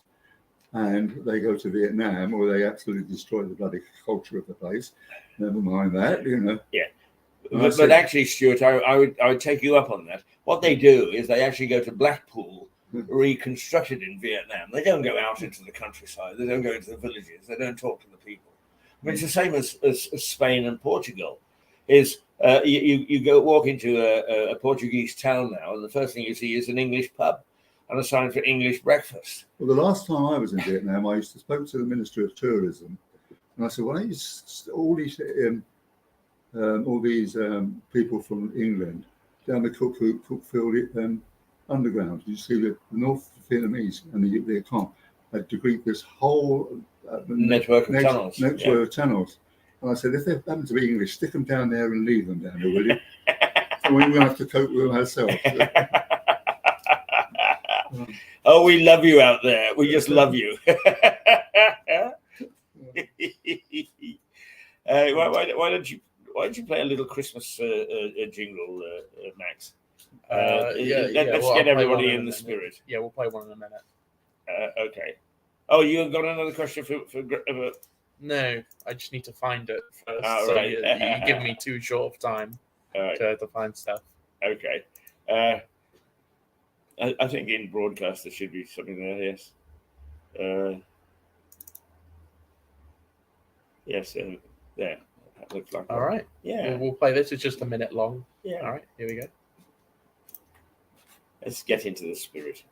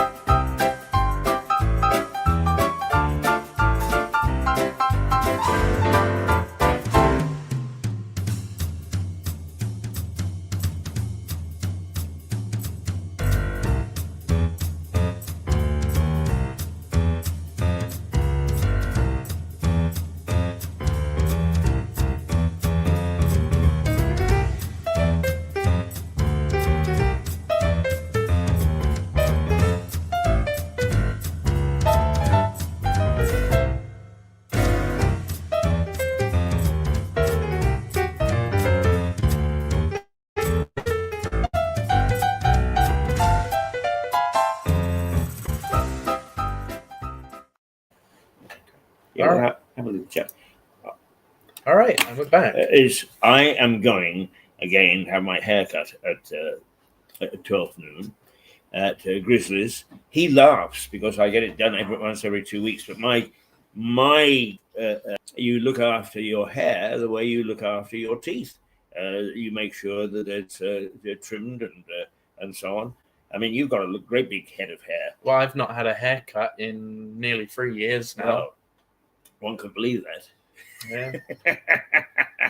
But then, you see, if we sit close together, you can see the difference in the length of my hair and the length of his a little hair. bit different. So that's 2 weeks versus 3 years. It's all right. I'm feeling a little heady today, Max. So we can be as daft as we want to be. Take your hat off again. Take your hat off again. What do they say? What do you ask them? A little off the top and keep the sides? I don't have to. He's in total charge. As a matter of fact, I've always been very lucky with my barbers. As once I get to know them, I just say, "You do what you think is right for me." Yeah, I've only ever had 2 barbers. Started going to one in Hayward Teeth, and I had that barber up until I was about 13 years old, and then they moved away. And then we went to Jimmy's Barbers in Cookfield, which is a very, very good barber's. And I've been having my hair cut there for the last 8 years. Does he do a shampoo? No, I know. I never got that. I mean, actually, barbers tend not to do a shampoo anymore. But, when I was in Vancouver, I had the same barber for a long time. He was a friend, actually. But not only could I get a a shampoo, or he insisted upon shampooing my hair before he would cut it. But also, on the odd occasion, if I went in with a little bit of stubble, he would give me a shave. The only thing I found was a shaving with a straight razor and having somebody else do it irritated the skin slightly, so you're a bit uncomfortable for a couple of hours. But nobody does that. Although I have to say that the first time that I was in Bucharest in Romania, I went to a very, very old-fashioned barber who did do exactly all those things, but not only that, he did the pomade. And pomade is a sort of a powdery thing, and it makes you smell nice. And they had the white coats on. Oh, it was a wonderful experience, actually. How old were you when you started losing your hair? About 40. Yeah. So it's 40 years ago. Still got a bit of it left. Come on, really, there. I got a bit of it left. See? Yeah. Not totally bald, but you know what they say, Max. Be very careful, young man. Is that bald men are sexier than those with long hair? No. But he won't let me in anywhere near his girlfriends. Oh God. Right. Well, just so that those of you know, because I know that there are a lot of people out there that enjoy Max and the mornings that he hosts our show. And they enjoy the fact that we clash. All of us clash. Sybil clashes with him and with me, and with Stuart. Stuart clashes with him and with me and with Sybil, and some of the other people that we have clash. And that's what it's all about. Conflict is what information and stories and good television is all about. We don't want to hear the palliative as, isn't it nice today, Max? Yes, it is, Keith. It's very nice. It's all about trying to evoke with opinions what is going on in our society in as honest a way as we possibly can. So we're going to miss Max. So next week is his last week. Yes. So those of you who do enjoy him, enjoy. That's silly because. Of course, all our programs are on YouTube. They are stored on YouTube and they're stored on our site. Yes. There we go. All right, there we go. Back. They're stored on our website, Mirador Television, all one word, .com. So you can look back at Max and at anybody else. And for that matter, we go back for about 3 years, programs for 3 or 4 years. So although we show them on this show from time to time, as they are there available for you. So it's Mirador Television on YouTube and miradortelevision.com, all one word, if you want to go to our website and take a look at the stuff that we've got there. There you go. Mad Max is going to be there forever. Yes. Can't erase him now. I suppose we could, but who would want to? No, you've been a delight, an absolute delight. Yeah. Okay. Why don't you actually take a little look in our archives and see if we've got something there that we can show for, because unfortunately Stuart had to leave a little earlier today, and as you know, I wasn't here. But his guest has a very bad cold and didn't feel up to being interviewed. Can I say that you've watched the artist program with Sarah Fitch-Hayes? She is always a delight. We have so much fun doing that program, and she gets into the spirit of things. But the people who run the Lewis Speakers Forum, which I think there are 2 this year. One is in January and one is in March. Have emailed us and said that they are going to display some pictures during the sessions when the speakers are here and speaking at All Saints Centre.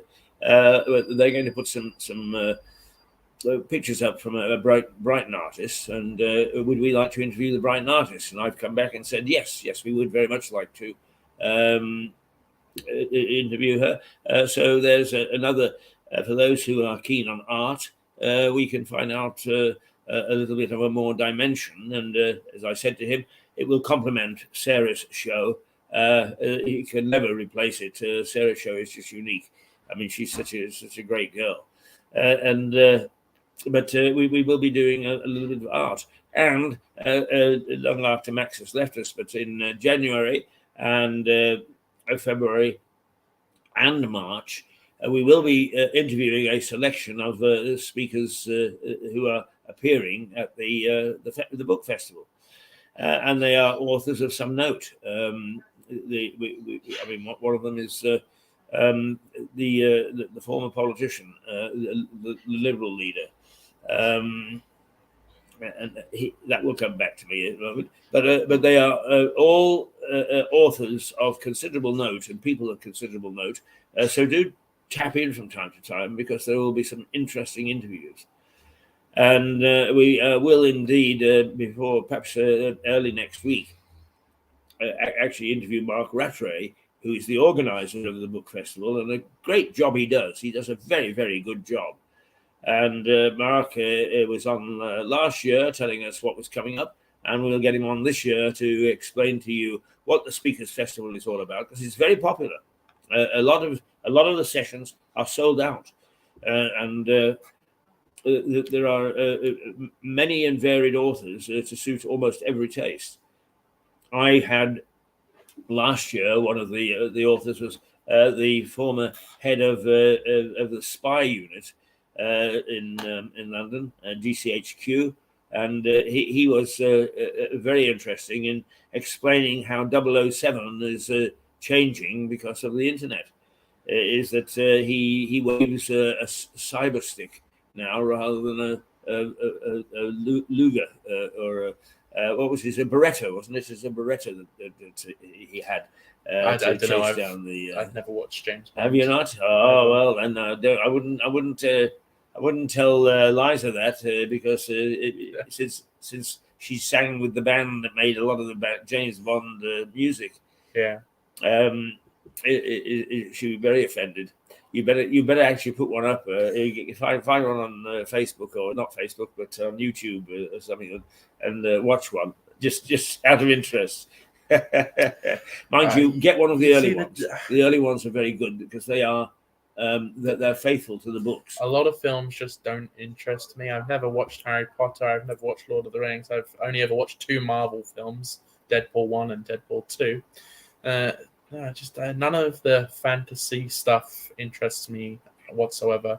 No, well, there are lots of things that don't interest me, but I always actually watch at least 15 minutes of these things, because I can't condemn them to something that doesn't interest me and then eventually find out 5 years later that it did. So I always make sure I have a little taste before I reject something. I prefer films that are based on true stories or things that really happened or that are based in reality. And the Colditz story. But then I also very much enjoy comedy films. Yes, I do too. I like comedy. Yeah. Although they played last night again, I didn't know that they were going to. I came in. Well, they're not too far from halfway through. Is The Holiday, I think it's called, with Cameron Diaz and the lady out of Titanic, the English actress, Kate Winslet, Yeah. And Jude Law. In which it's a nice frothy thing where the two girls are crossed in love, and they swap accommodations. One in Los Angeles, in Hollywood, and the other in somewhere in Surrey, in a cottage. And they both find love when they're in the other person's home. So it's nice soppy stuff. I love soppy stuff. Makes me choke a little. Well, sorry, I got distracted by something outside. Forgot what I was going to say now. Yeah, never mind. I was busy ranting on about some of the movies that I watch. But did you find something to play? Yes. Good, okay. Yesterday we played New Zealand trains, and then today we have Russian train fighting. Okay, let's have a look at the Russian train, shall we? Incidentally, can I just say, because we don't hide anything here, when the Ukraine war first started, I have a large number of colleagues, associates, and indeed friends in Russia, in the Russian Federation. And I found that it was very difficult to get through to them at the beginning of that war. But just in this last little while, they've started to come back, and I'm getting emails from them and getting communications and able to talk to them. So perhaps there's a little easing of tension as far as Russia and the West is concerned, despite the fact that the war goes on. And it looks now as if the Russians are trying to find some accommodation.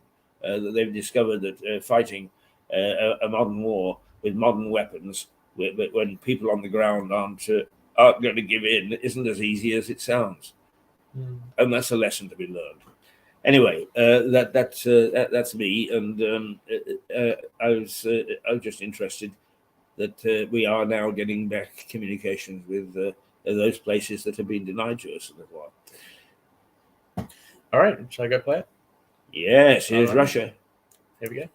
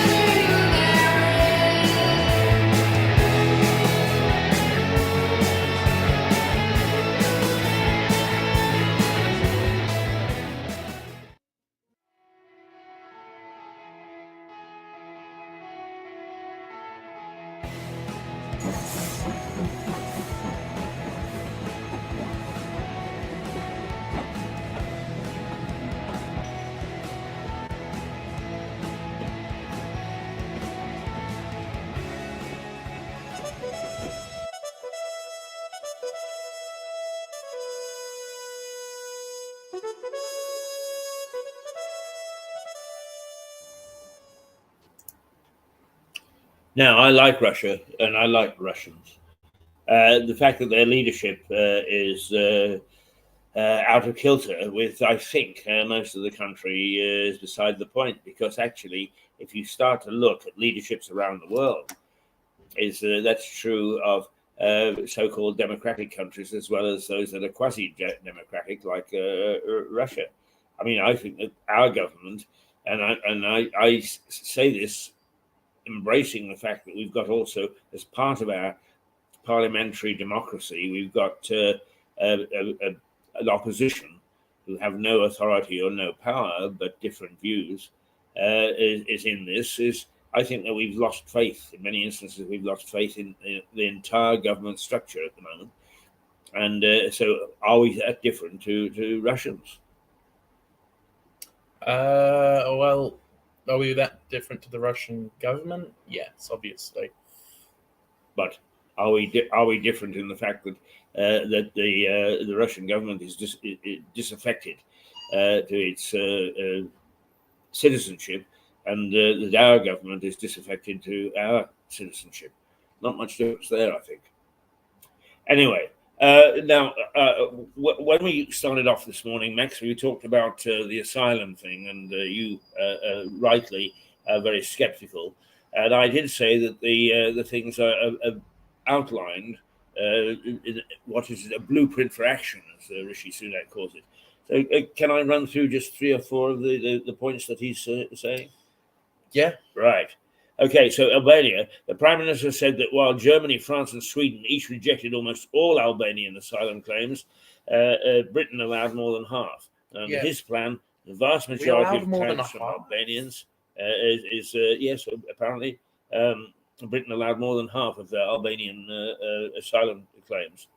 The vast majority of claims from Albanians will be declared clearly unfounded and arrivals will be swiftly returned.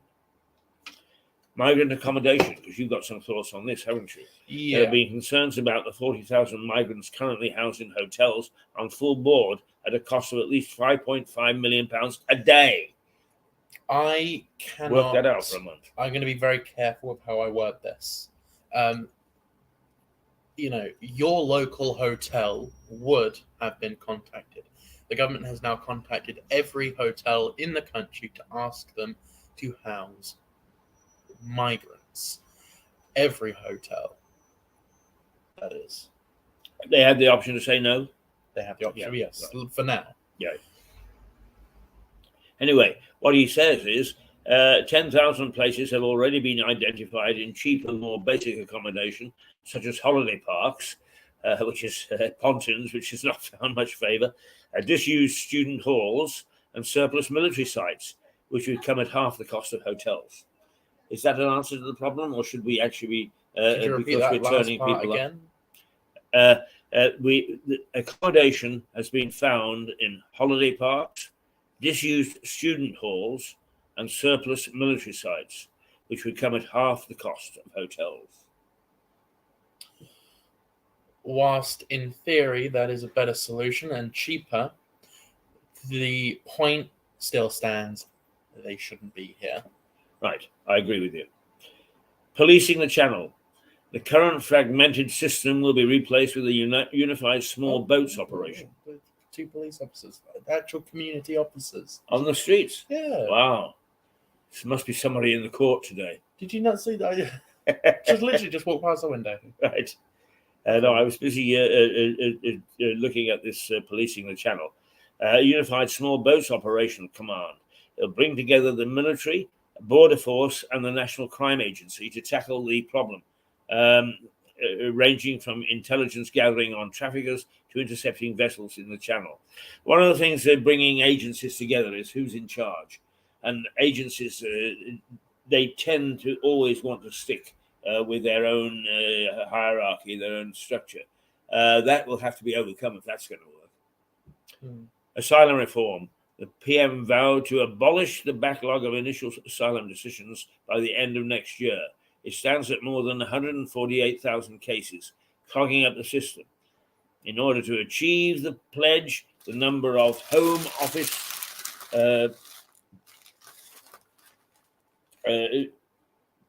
is home office asylum caseworkers will be doubled. I don't So get much comfort out of that. What I want to say is controversial, but I'm going to say it anyway. When Rishi Sunak was elected, actually, he wasn't.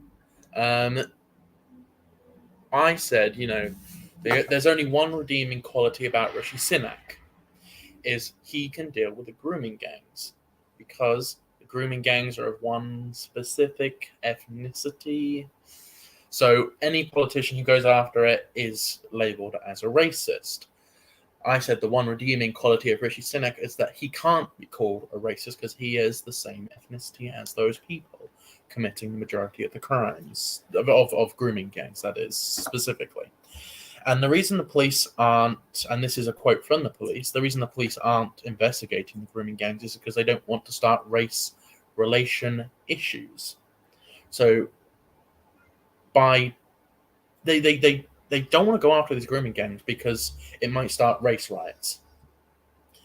But the thing is, they're not going after it, which, from what I'm seeing, is causing a lot more racism than necessary if you just deal with the problem.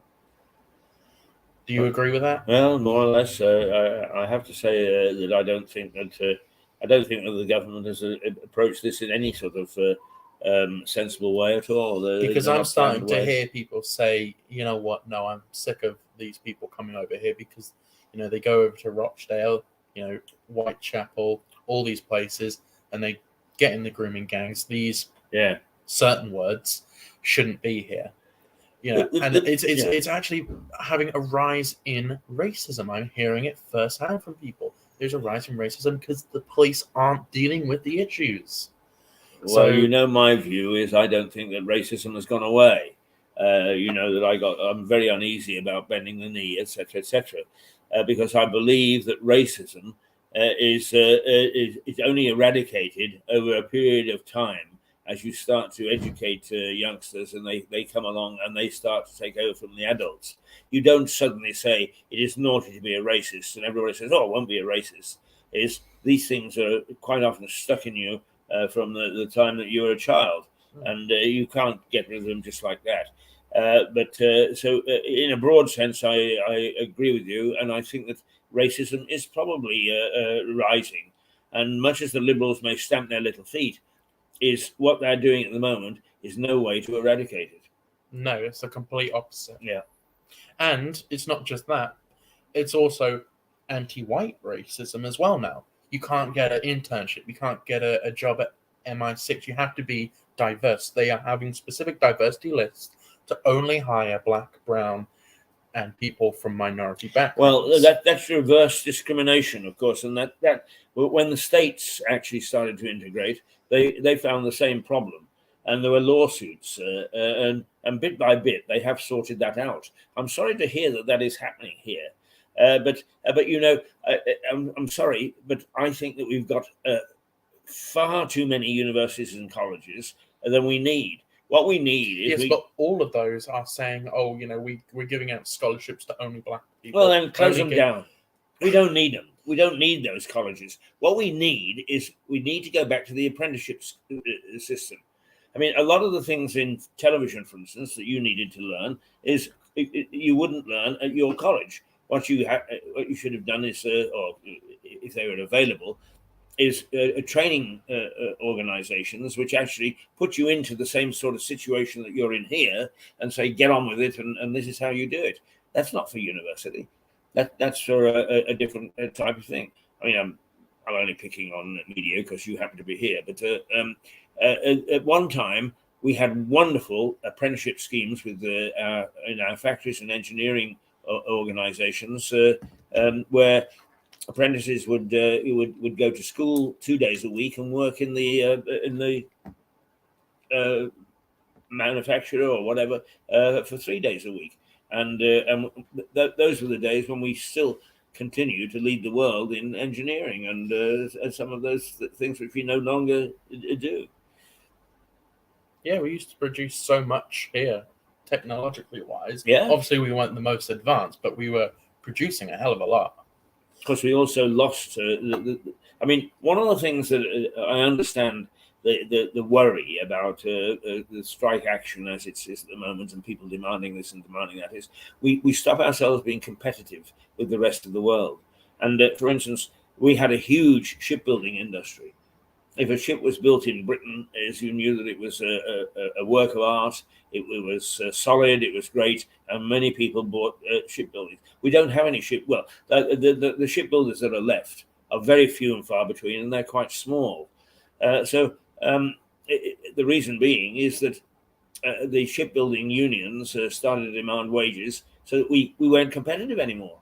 People couldn't buy a ship from Britain at the same price as they could from, let's say, Taiwan or other places that have taken over shipbuilding. So there's got to be a balance. There's no sense in shooting yourself in the foot by demanding too much immediately.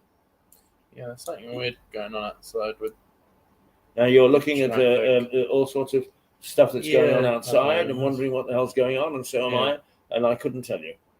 There are big vans turning up. But of course, just 2 or 3 weeks ago, we walked out of this hotel and there were ITN, well, at least there were TV vans here, and they were actually shooting an episode of Grace in Lewis. I couldn't tell you which episode it is, but here they were parked along the curb. And they're very decent people on the crew, because I stopped and sort of said, I've been in television for, I'm not going to tell you how many years, and I'm interested in what you're doing and so on. And they saw me as a colleague and an associate, and I had a long conversation with them, and very interesting it was, and I found out what they were up to and so on. So we do get quite a few film crews making various programs and movies in Lewis, and long may that continue, because it brings a bit of excitement into the environment, a bit. Okay. Well, what's I going to say? God damn it! Can I just finish this one other thing in Rishi's plan? Oh, which is illegal working. And what he says is freeing up immigration officers will allow them to go back to enforcing the UK's laws. Mr. Sunak said that this would see a 50% increase in raids on illegal working. In addition, changes will be made to make it harder for illegal immigrants to get bank accounts in this country. Does that make sense to you? No. Right. Nothing makes sense anymore. Right. Right. Okay. Well, that's Rishi's plan to beat the immigration crisis. And it is an immigration crisis. There's no question about it. Different people see it in different ways. But there we go. All right. Okay. Well, we have this here as well. Right. Okay. What are you taking us to now? I believe this is. Oh no, it's not. It's disappeared. I deleted the wrong one. God damn it. Never mind. Well, I did. We're within 15 minutes of the end anyway, but yeah, no, it was just the short clip. The longer version of Scenes in Sussex. Oh, right. The full version. Okay, going back. But like Lewis, that was it. All right. Here we go. Just short, a few minutes long. Here we go.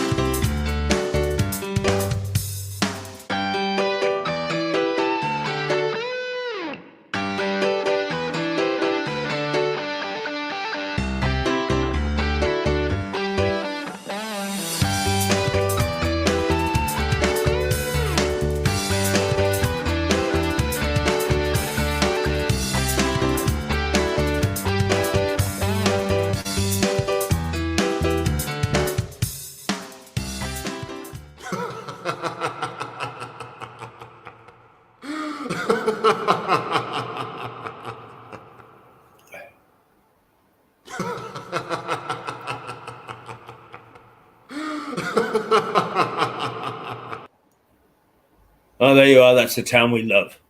We'd love to be part of. And it was lovely to have those two ladies on yesterday, and they're still in the hotel. I just caught a glimpse of them scurrying down the corridor, who agreed and found a very attractive little town. And I agree with that. I think that it is an attractive little town. A couple of things that caught my eye this morning. We are, of course, we all know, and because it's beyond anything that we'll ever experience, any of us, even the youngest listening to this view, is that eventually Earth will come to a crunching halt, and that if mankind is to continue, it has to colonize the universe or bits of it. And the first stop, of course, is Mars. And apparently, one of the probes on Mars has caught the sound of Mars. And apparently, there are dust tornadoes nearly 400 feet tall and 80 feet wide, skimming along the surface of Mars. These dust devils swirl around at speeds of 25 miles per hour, blowing up grit and particles as they go. Now, that would mean that the early people on Mars, who presumably couldn't go out anyway, they would be inside in capsules and that sort of thing. But instead of looking outside and saying, "Oh dear, it's raining," would say, "Oh dear, it's storming dust." So I found that sort of quite interesting, because Mars is the obvious target for us to get people to in the it's the closest to our environment. Sorry? It's the closest to our environment. Is it? Yeah. Mars? Yeah. Right. Well, I didn't know that, but anyway, it's got dust storms.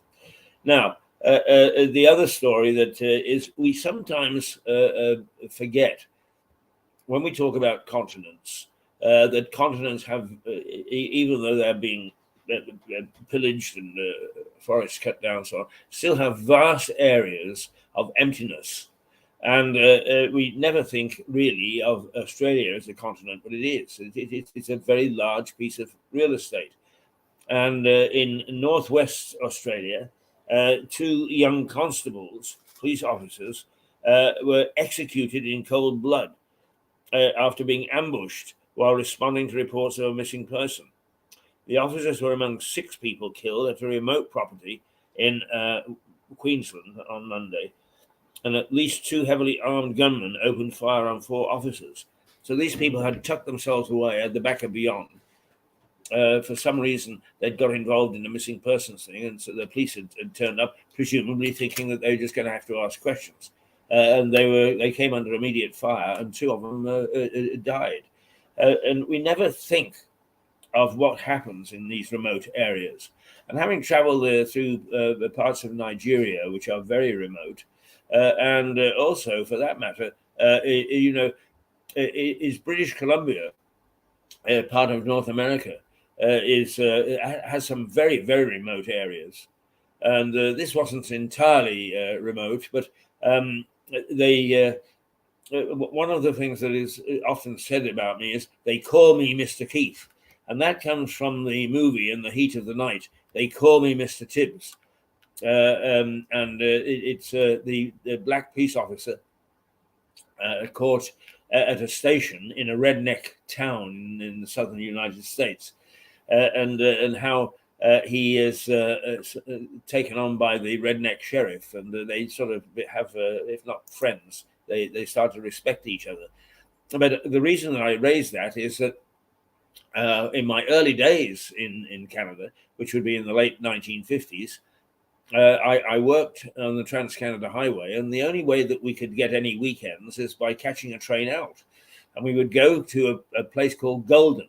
Now, nowadays, I believe Golden is not too bad, but it was Golden by name, but not nature in those days. And I was trapped in the middle of the night waiting for a train in exactly the same sort of a railway station. And I must say, it was very, very nervous. and it was a very remote part of British Columbia. Yeah, I remember we actually found the train station that used to Yeah, that's right, Yeah. indeed. We did. We looked for it one day, didn't we? Yeah. In Golden. Fun. So remoteness, I understand. And I think that perhaps some of us don't because we're so used to the fact that the next town is no more than 5 minutes away. Oh, I love being remote. Well, there are things to be said for it. Yeah. Also, you have to worry though is if you are really, really remote and you get ill, that's when you wish you were closer to civilization. So, yeah, that's a big problem for my sister. What she lives in the middle of nowhere in Cornwall, and most ambulances are helicopters. Because if you call an ambulance, even at the fastest response, it's still a 45-minute wait. Right. Well, we've got remote even in the UK. Well, 45-minute wait, not during the ambulance crisis. Right. It's 11 o'clock. 11 o'clock, and time for us to say cheery bye. And we look forward to seeing you tomorrow morning. And although we'll start off as usual by looking at the news and the papers at 9:30, Liza Page and Max will fill you in on Liza's background. It will join Max, and they give the alternative view. They show views of various people, organizations, and some of the worries that they have about our modern life, which you wouldn't hear anywhere else. So tune in and find some different thoughts and different thinking. That's tomorrow at 8:30 in from the White Hart Hotel in Lewes, East Sussex, and in the United Kingdom. All right. Thank you very much for watching. Toodle pip. Bye.